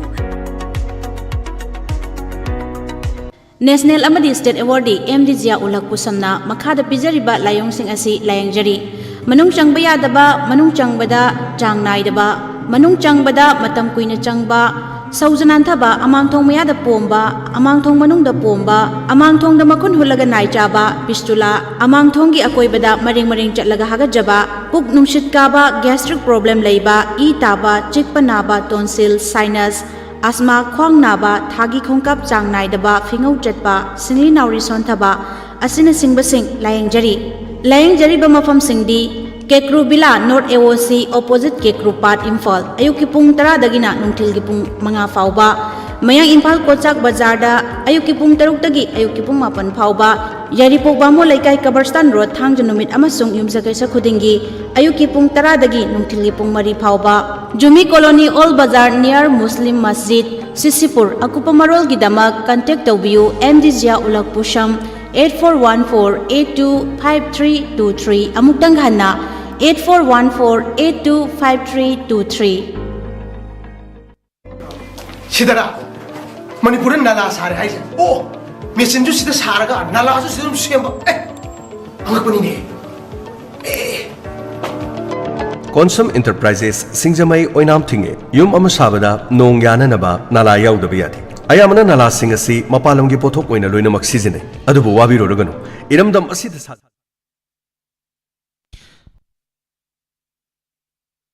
Thorongi makasa tazarapoina nasugi singer of the day thoromasi mahudoksage sa thoromasi ambai sei godal tamjari me apunamak nasugi thoromasi ai mamang haijaki badani si first finger oi basinda kudong sa bijari ngasi khanbi grabe chila nausing na ngasi ꯐꯪꯍꯧꯗ꯭ꯔꯕ ꯏꯆꯤꯜ ꯏꯅꯥꯎꯁꯤꯡꯗ ꯑꯃꯨꯛ ꯍꯌꯦꯡ ꯑꯃꯨꯛ ꯈꯨꯗꯣꯡꯆꯥꯕ ꯄꯤꯃꯤꯟꯅꯁꯤ ꯂꯣꯏꯅꯅ ꯉꯁꯤꯒꯤ ꯑꯍꯥꯟꯕ ꯏꯁꯩ ꯈꯨꯗꯣꯜ ꯇꯝꯖꯔꯤ ꯑꯝꯕꯥ ꯑꯃꯗꯤ ꯑꯅꯤ ꯄꯨꯟꯅ ꯈꯟꯕꯤꯔꯛꯄ ꯏꯁꯩ ꯅꯪꯅ ꯀꯦꯕ ꯁꯛꯇꯝꯗꯣ ꯍꯥꯏꯅ ꯁꯩꯍꯧꯔꯤꯕ ꯏꯁꯩꯅꯤ ꯈꯨꯗꯣꯜ ꯇꯝꯖꯒꯦ ꯃꯌꯥꯝ ꯄꯨꯟꯅ ꯇꯥꯃꯤꯟꯅꯁꯤ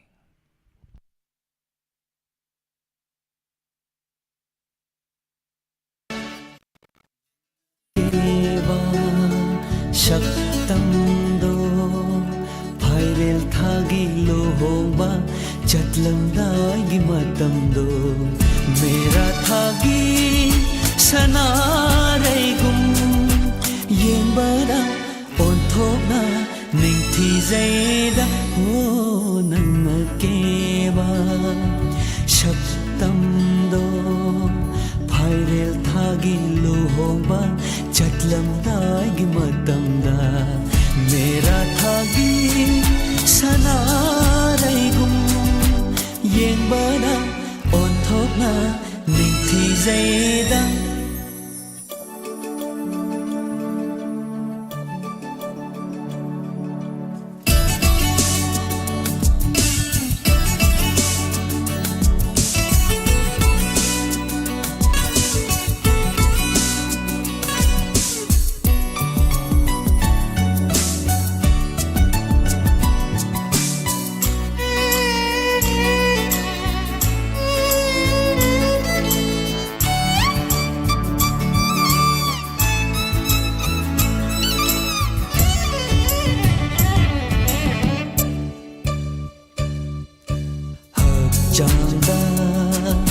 ꯑꯄꯥꯕ ꯐꯤ ꯈ꯭ꯋꯥꯡꯗꯅ ꯊꯝꯕꯥꯜ ꯂꯩꯈꯣꯛ ꯃꯩꯇꯩ ꯐꯤꯒꯤ ꯐꯤꯖꯤꯟꯅꯤ ꯗꯤꯋꯥꯅꯤꯇꯥꯒꯤ ꯃꯩꯔꯤ ꯄꯔꯦꯡꯒꯨꯝ ꯅꯤꯡꯊꯤꯖꯩ ꯍꯛꯆꯥꯡꯗ ꯑꯄꯥꯕ ꯐꯤ ꯈ꯭ꯋꯥꯡꯗꯅ ꯊꯝꯕꯥꯜ ꯂꯩꯈꯣꯛ ꯃꯩꯇꯩ ꯐꯤꯒꯤ ꯐꯤꯖꯤꯟꯅꯤ ꯗꯤꯋꯥꯅꯤꯇꯥꯒꯤ ꯃꯩꯔꯤ ꯄꯔꯦꯡꯒꯨꯝ ꯅꯤꯡꯊꯤꯖꯩ ꯑꯣꯟꯊꯣꯛꯅꯁꯨ ꯄꯛꯆꯩꯔꯥ ꯑꯣꯟꯊꯣꯛꯅꯁꯨ ꯆꯨꯅꯩꯔꯥ ꯅꯨꯡꯁꯤꯕꯤ ꯅꯪꯒꯤ ꯃꯥꯏꯊꯣꯡꯗ ꯑꯣꯟꯊꯣꯛꯅꯁꯨ ꯄꯛꯆꯩꯔꯥ ꯑꯣꯟꯊꯣꯛꯅꯁꯨ ꯆꯨꯅꯩꯔꯥ ꯅꯨꯡꯁꯤꯕꯤ ꯅꯪꯒꯤ ꯃꯥꯏꯊꯣꯡꯗ ꯌꯦꯡꯕꯗ ꯑꯣꯟꯊꯣꯛꯅ ꯅꯤꯡꯊꯤꯖꯩꯗ ꯅꯪꯅ ꯀꯦꯅ ꯊꯣꯛꯂꯛꯄꯗꯣ ꯐꯥꯏꯔꯦꯜ ꯊꯥꯒꯤ ꯂꯨꯍꯣꯡꯕ ꯆꯠꯂꯝꯗꯥꯏꯒꯤ ꯃꯇꯝꯗꯣ ꯃꯦꯔꯥ ꯊꯥꯒꯤ ꯁꯅꯥꯔꯩꯒꯨꯝ ꯌꯦꯡꯕꯗ ꯑꯣꯟꯊꯣꯛꯅ ꯅꯤꯡꯊꯤꯖꯩꯗ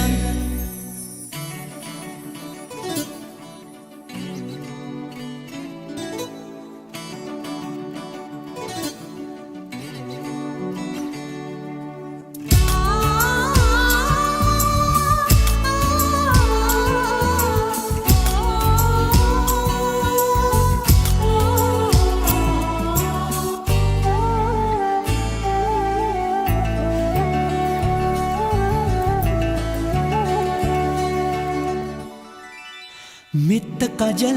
नादनाई नक्तनले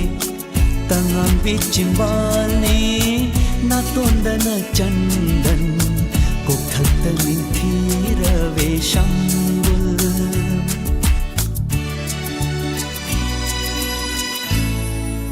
मित्त काजल नादनाई नक्तनले तंगांबी चिंबालने नातोंदन चंदन कोखत निंथीरवे शंबुल शंबुल की तखेले ना जोमदुना निंथीजरे अमुका हेना निंथीजरे अमुका हेना नुशिबी नंगी माइथोंदुदा नुशिबी Ranjan Pangabam Tachari Toram Saruya Birapa Huidram General Thachari Kanglei Sairol Program se talent lairaba mayam su saru yahan biba yagadra makhoi busu pungning thogot biba waina am sumi asi khoina santok sariba 90.0 home radio amani Diamond TV da santok sariba thoram sing asi talent hunt program amadi entertainment hai jabatai isai sakna sina singba mangonda hai jabat talent kudima uthokna bagi tanja amani khoina pijariba se masidagi ai tare sengba isai sakna se thoramda isai sumsa ambadagi masagi isai puthokpa miyoi kaya ama yauri mingwaina panjadragasu mayamna dum khambire adum isai sakna se thoramdagi sa sengba isai saktoki vai tare isal bawli no pajabai isai hojiki thoi irang se isu leiba magi video album su leire thoram sida dum isai samba isal hana de so dum isai pamak paisal maka oi isal isai su tamakpa ngasidi haitare machagi video album puthoga mayamda khangan biri loina Ravita Langba masagi say dum sai samai tawdana koigi haija talent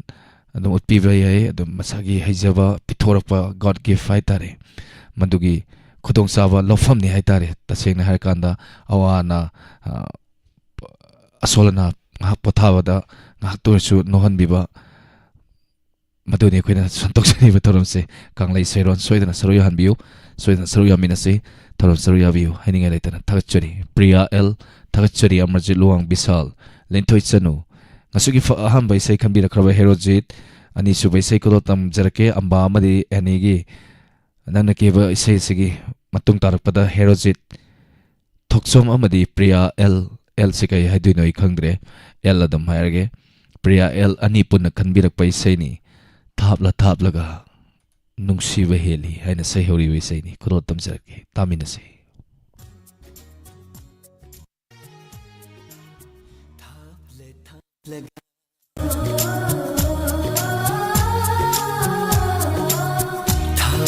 Thaplega nungsiba heli tamlaga ningsingba heli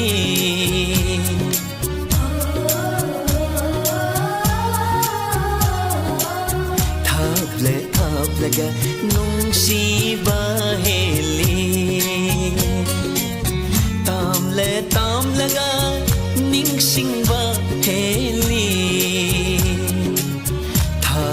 thaplega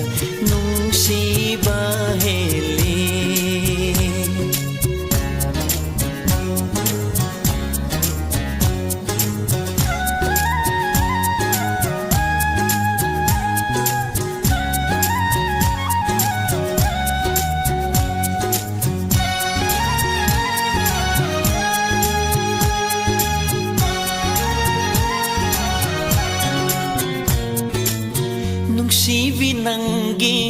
Nungsigi lang lana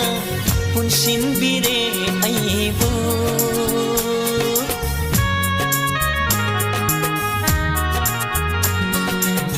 Nungsigi lang lana punsinbire aibu Ningsing lagpada ay ko'y nigi wari ay ko'y nigi wari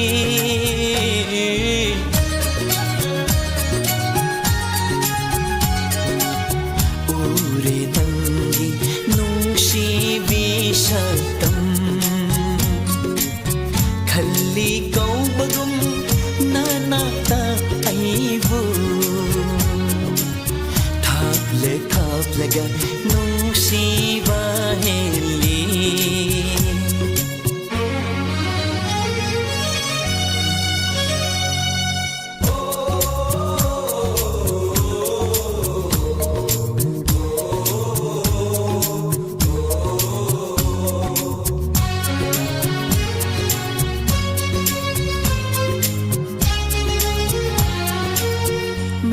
Githawal Menglavathanil Hiyangagi Purnima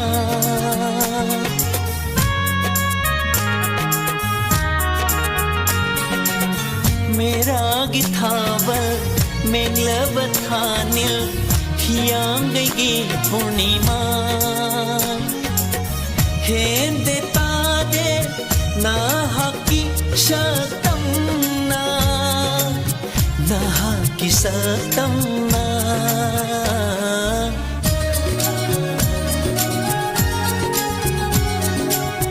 heli नंतना फजाबा bomba ताजै थवाइना ना हकी खुदिन थापले थापलगा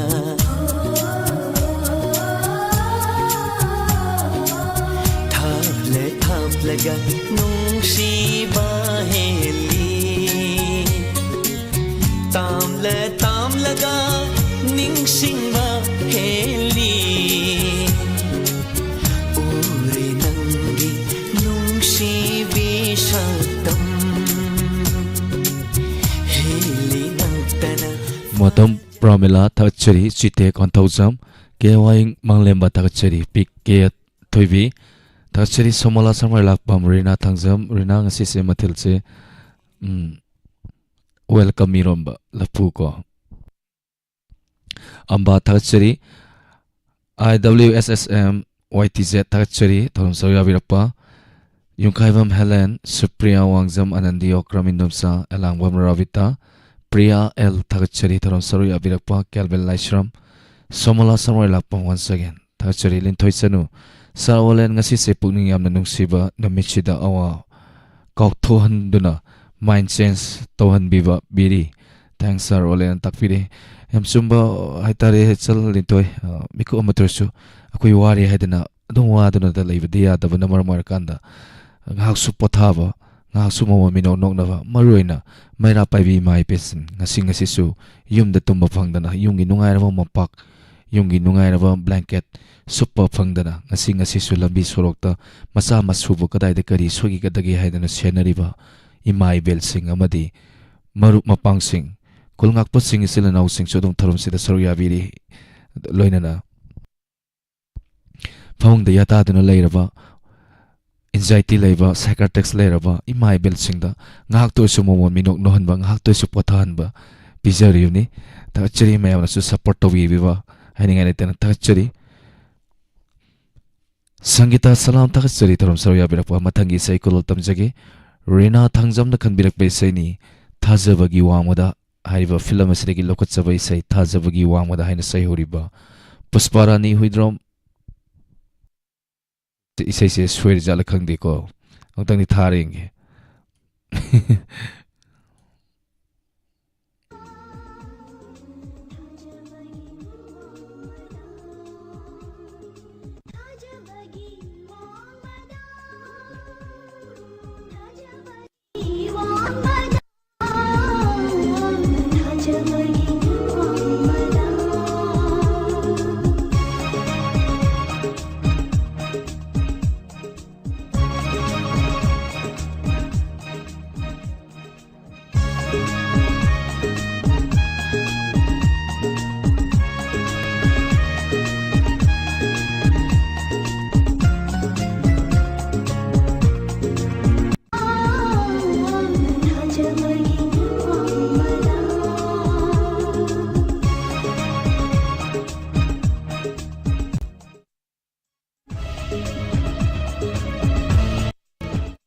Isay hangtang ay sek tawzagi ke harina gise matang thazarake matang isay bisal na kambirak pa isay ni ningkairava murti ni hana kudol tamjarake mayam panatami na say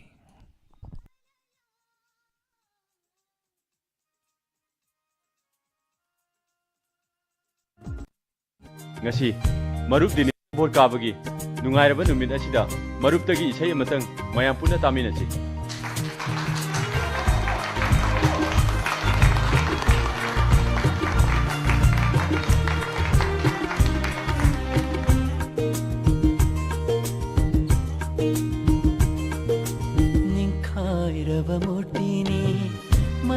macet tarava ningkhairava mutini macet tarava lepcharammi nanaka vikukhara tambiganu airon base aivangana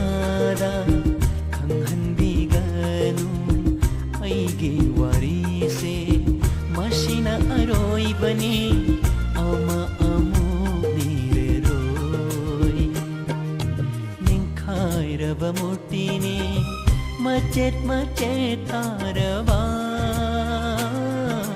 ningkhairava mutini macet tarava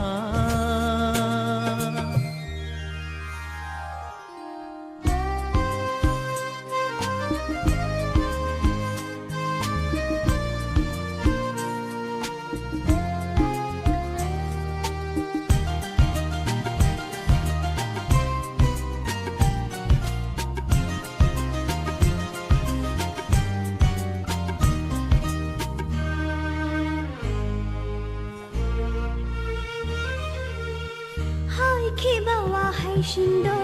irali aigi nanki banawa halli nam tat nare aigi thamo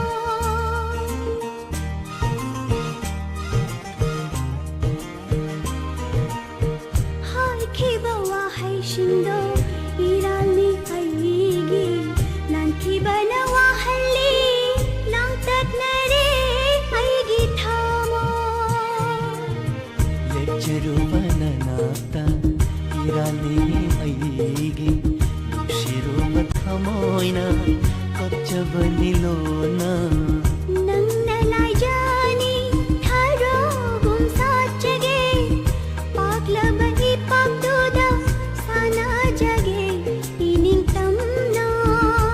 Khang bidraba nungsiba Ubidraba shatam Lep lên chinh giao hùng Apai và lấy chilla ta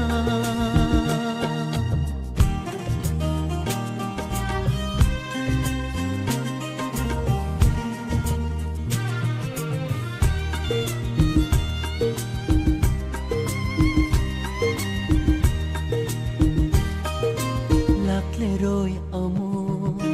Nangi nanata Nang bunong si haire roy Lakle roy amo Nangi nanaka Nang bunong si haire roy Yai fabata Oyu na hati Mamal yaw brava Unsi se Mutra se Mapokshimagi Ningkhairava mutini Macet tarava Ningkhairava mutini Macet tarava Lepjarami nanakta Vikukhara tambiganu Gaurav Khuman Yungkaivam Helen P.K. Amba Thachari Supriya Lalita Yengkham Ranjan Pangavam Thachari Lintoichanu Thachari Taram Sarya Birapa Nandalan Maitei Thachari Taram Sarya Birapa Khairam Ravindra Thachari Taram Sarya Birapa Galvin Lashram C.A. Sana Thachari Taram Sarya Birapa Thorongi Makasa Tazarapa Sei Kudol Tamjage Rena Thangzamna Thajabagi Wangwada film dagi lokot saribai sei Lairang Singna Hairi Nanga Iga Sunei Haina Sayori Bai Sei ni Kudol Tamjari Me Apuna Tamina sei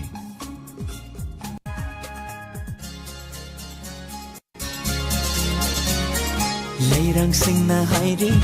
Nanga Iga Sunei Nungsina Vase Pakjay Kumushina Nangli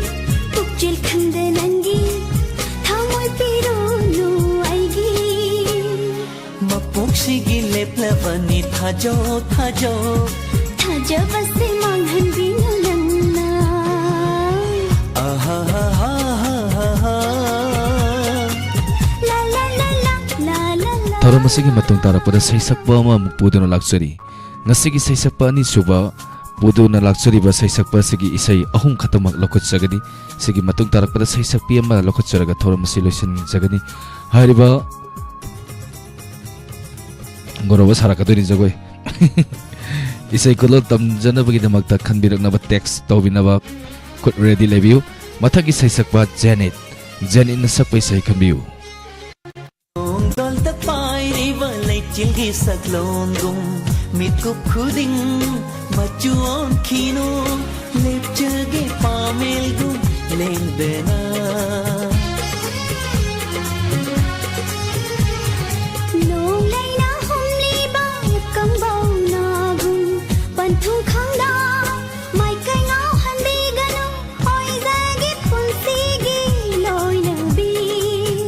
Sina waje nung si itel kang kigadara Pukning sina khanje nung si washat naglang dadara Koi mo sina nanli pukjil khanda nangi Thao moi piru nu aigi Lairang sing na hairi nanga aiga chunai nung sina vase pakjay Mapokshi gilip lavani thajo thajo Hazavai se manghan bino nangna La la la la la la la ha ha ha ha ha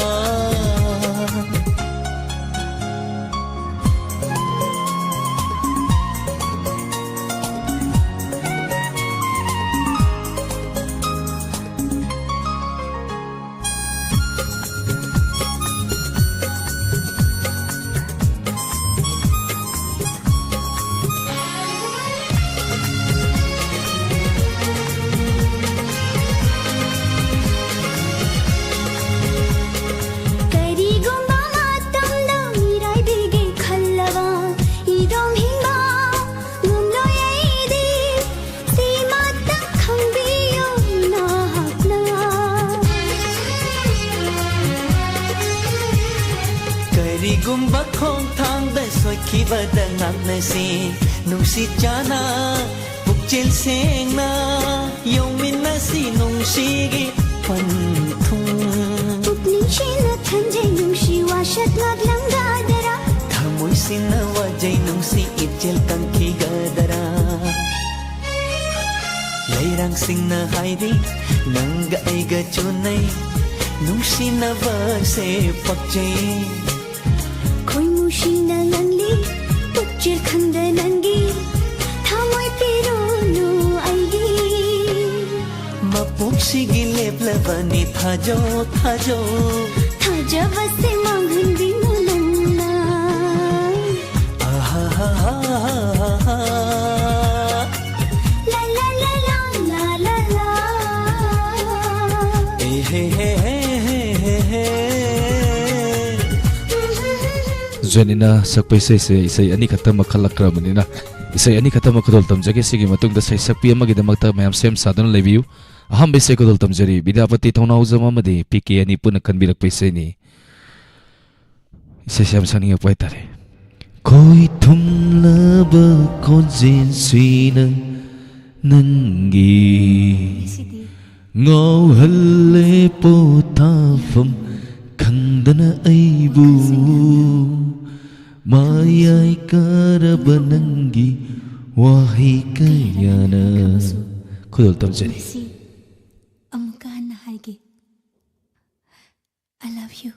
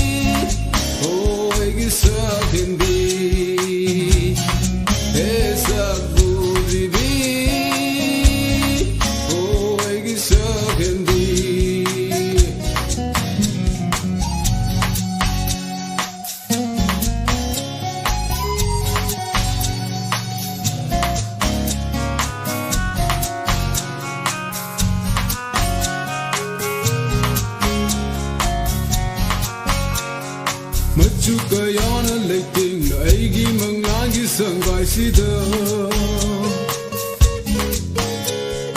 Kaidong ngandiro ni purnima thajo gumna Machu kayana leiting aigi manglagi sangai sida Kaidong ngandiro ni purnima thajo gumna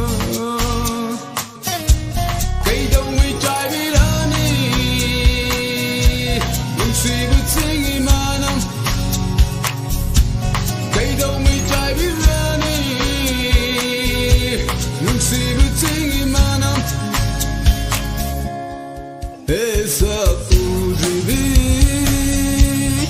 oh egi sagendi. Esa udribi, oh egi sagendi.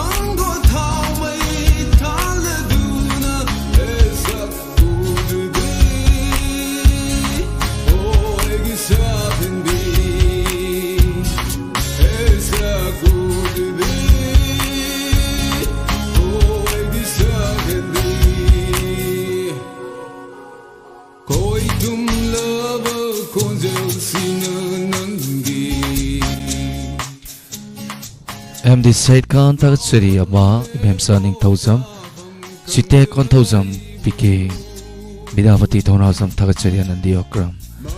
Tharumasigi Ani Suba Saisakpagi Say Aruiba Kudol Tamjari Ranjan Linthoi Kelvin Laishram Amadi Herojit Punna Kambirak Vaisani Lan Pamde Koi Haina Sayhori Vaisai Kudol Tamjagi Mayapuna Taminasi Isay Sigi Malatang Sigi Saisakpi Aruibi Mapuduna Laksari Kanawai bagi hebdo sate isera ke मैं पुन्ना tax की दमक तक कुछ साधन same साधन ले भी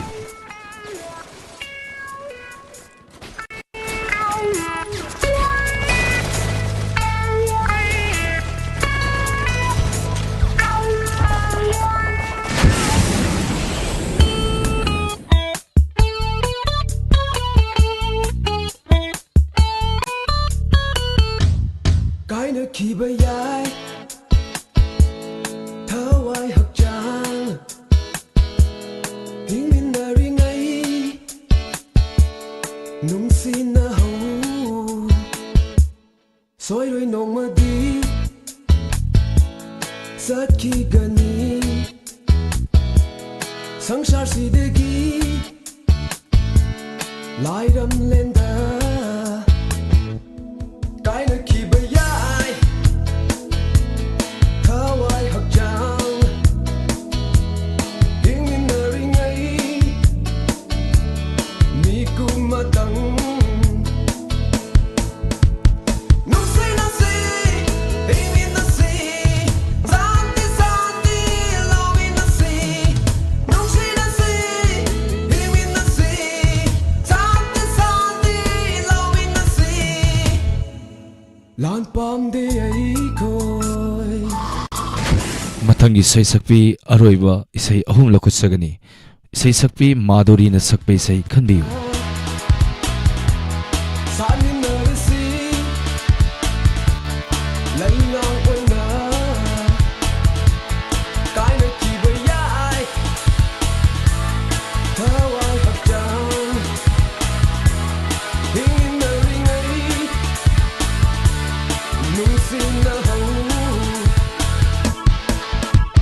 No say no say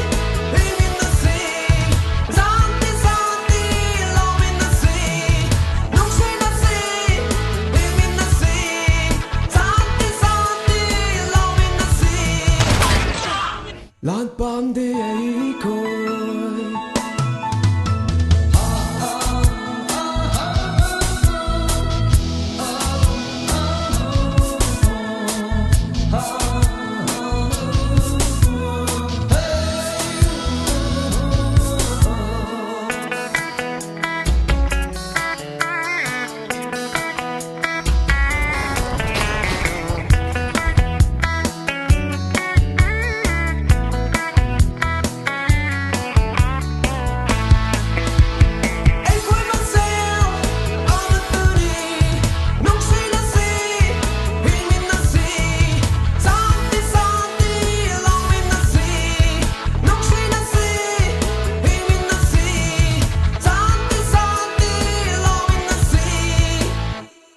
Lan pamde ai koi Lan pamde ai koi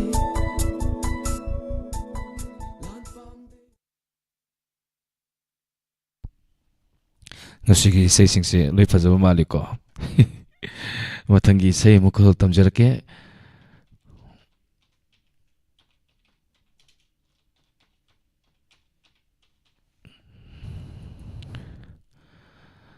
mathangi isay kudol tamjadringa dalarita yangkom gorova kuman MD Said Khan Chite Konthauzam isay ahum katani kudol tamjadise sigi matung tarakpada thorom si loisin bege awa logzari inspector tayagi dama aham bisay kudol tamjari Calvin Ashram amadi sakhi nam ani puna khambirak paisai khoirangi puning se na sayuri besai ni kudol tamjari tamina se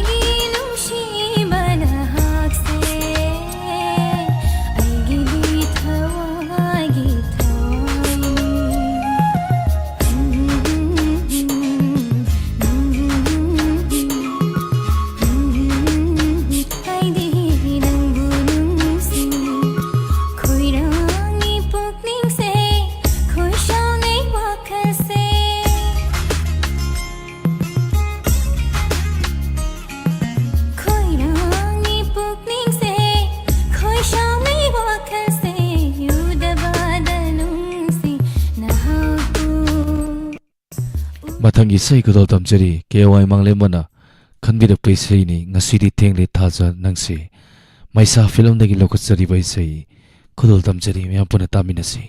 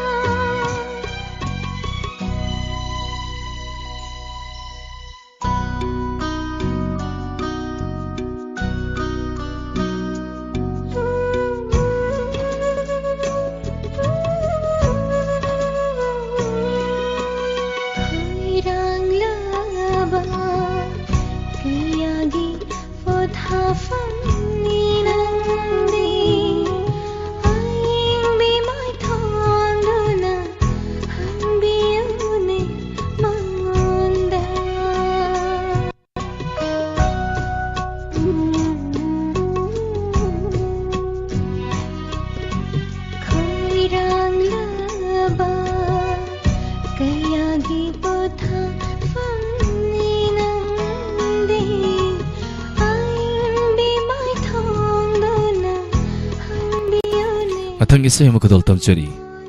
ꯄꯤꯛꯄ ꯄꯨꯀ꯭ꯔꯝꯕꯝ ꯇꯥꯒꯠꯆꯔꯤ Sony ꯂꯥꯏꯁ꯭ꯔꯝ ꯑꯃꯔꯖꯤꯠ ꯂꯨꯋꯥꯡ ꯑꯝꯕ ꯂꯩꯅꯥ ꯆꯅꯨ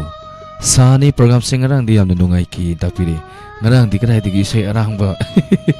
ꯏꯁꯩ ꯑꯔꯥꯡꯕ ꯉꯥꯛꯇ ꯇꯧꯔꯗꯤ ꯑꯗꯨꯝ ꯅꯨꯡꯉꯥꯏꯗꯣꯏꯅꯤ ꯇꯧꯕꯇꯕꯨ ꯔꯦꯗꯤꯑꯣꯗ ꯇꯥꯕ ꯇꯣꯉꯥꯟ ꯇꯣꯉꯥꯟꯕ ꯄ꯭ꯂꯦꯠꯐꯣꯝ ꯍꯥꯏꯗꯤ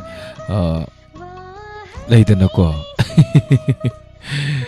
ꯃꯤꯑꯣꯏꯕ ꯈꯨꯗꯤꯡꯃꯛꯁꯦ ꯂꯣꯏ ꯃꯁꯛ ꯐꯖꯗꯕꯅꯤꯅ ꯍꯥꯏꯇꯥꯔꯦ ꯁꯛꯁꯨ ꯈꯦꯠꯅꯕꯗꯧꯅ ꯏꯁꯩ ꯁꯛꯇꯣꯔꯛꯄꯗꯁꯨ ꯂꯣꯏꯅ ꯈꯦꯠꯅꯩ ꯑꯇꯞꯄ ꯁꯛꯄ ꯑꯔꯥꯡꯕ ꯁꯛꯄ ꯑꯇꯞꯄ ꯇꯥꯅꯤꯡꯕꯁꯨ ꯀꯌꯥ ꯑꯃꯅꯤ ꯑꯔꯥꯡꯕ ꯇꯥꯅꯤꯡꯕꯁꯨ ꯀꯌꯥ ꯑꯃꯅꯤ ꯃꯔꯝ ꯑꯗꯨꯅ ꯇꯞꯅ ꯇꯞꯅ ꯍꯥꯏꯇꯥꯔꯦꯅꯦꯀꯣ ꯏꯪꯅ ꯆꯤꯛꯅ ꯆꯠꯁꯤ ꯏꯁꯩꯁꯦ ꯉꯁꯤꯗꯤ ꯑꯊꯣꯏ ꯁꯣꯔꯥꯏꯁꯝꯅ ꯈꯟꯕꯤꯔꯛꯄ ꯏꯁꯩꯅꯤ ꯆꯠꯀꯦ ꯍꯥꯏꯅ ꯈꯟꯈꯤꯅꯨ ꯍꯥꯏꯅ ꯁꯩꯍꯧꯔꯤꯕ ꯏꯁꯩ ꯈꯨꯗꯣꯜ ꯇꯝꯖꯔꯤ ꯃꯌꯥꯝ ꯄꯨꯟꯅ ꯇꯥꯃꯤꯟꯅꯁꯤ ꯊꯧꯔꯝ ꯑꯁꯤꯅ ꯏꯁꯩ ꯑꯔꯣꯏꯕ ꯑꯣꯏꯖꯒꯦ ꯊꯧꯔꯝꯁꯤꯒꯤ ꯃꯇꯨꯡ ꯇꯥꯔꯛꯄꯗ ꯏꯟꯁꯄꯦꯛꯇꯔ ꯇꯌꯦꯅ ꯃꯌꯥꯝꯕꯨ ꯈꯧꯔꯥꯡꯅ ꯉꯥꯏꯖꯔꯤ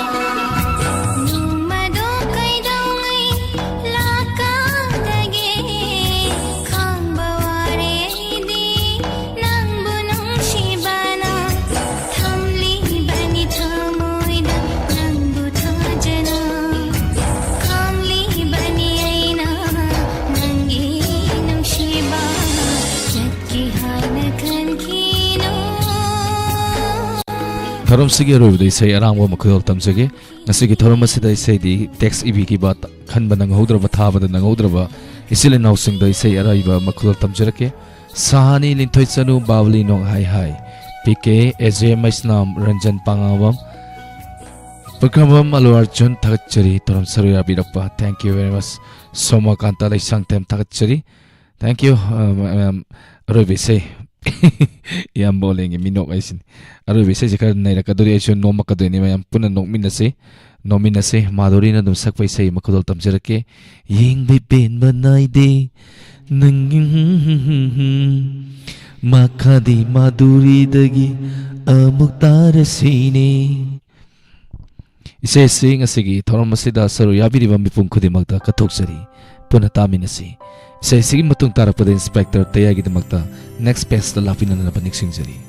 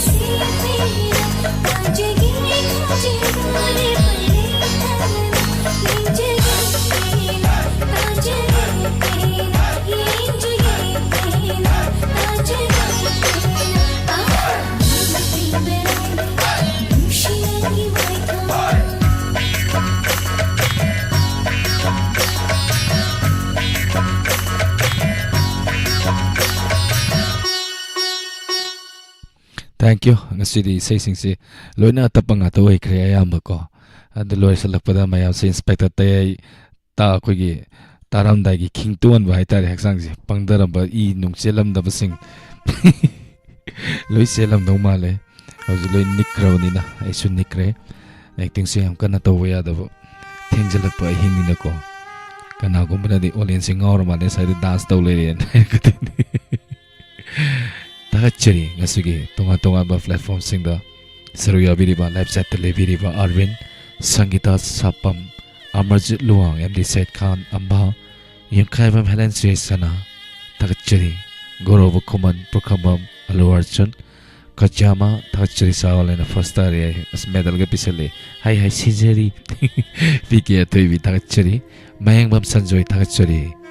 Sahani Ai say salagi say Jagoi Saro Hayeng di Kangani Sani Langsiko Hengdi Kewai Manglema Takachari Laina Sanu Sabir Maibam Laman Takachari Thoram Saruya Birpa Asugi Mamai Bem Hal Takachari Common Tem Sanazoba Sangai Ten Takachari Mingse Sankar Takachari Thoram Saruya Birpa Mingsi Tanana Bayaga Sume Hapuna Mananga Pigani Kana Yauri Thoram Sida Loinu Zay Tawadabu Pava Matam Nangaudawa Tanjahi Yoropana Maramorakanda Ming Patopan ng Zahude Masigit ang magtaso nga sige Thoram Masida Saruya Bidaba YouTube Tanang Sinbiriba Panamag Nawara Widanaba Hajari Takachari Miko Karagi Matong na Santok Sagani Inspector Tayay Lising ang magasama Kasuk na Taruk Subatangkag Wari Maming Mayam Punangay Minasing Ano Batangkag Hajabatay Tonga-tonga ba platform sing na 90.0 Wahang Radio, Kusem Radio, Manipur Online Radio amadi Thoram Masibu, visual das Thoram Saruya Biriba ISCOM House Channel 129 Diamond TV, YouTube Diamond TV amadi SK TV Go Entertainment Channel 1070 da Thoram Saruya Biriba Panamapu Haini ngay natin na tagat sa paglunan na Panamapu alin sa pang namukana Kurum Jari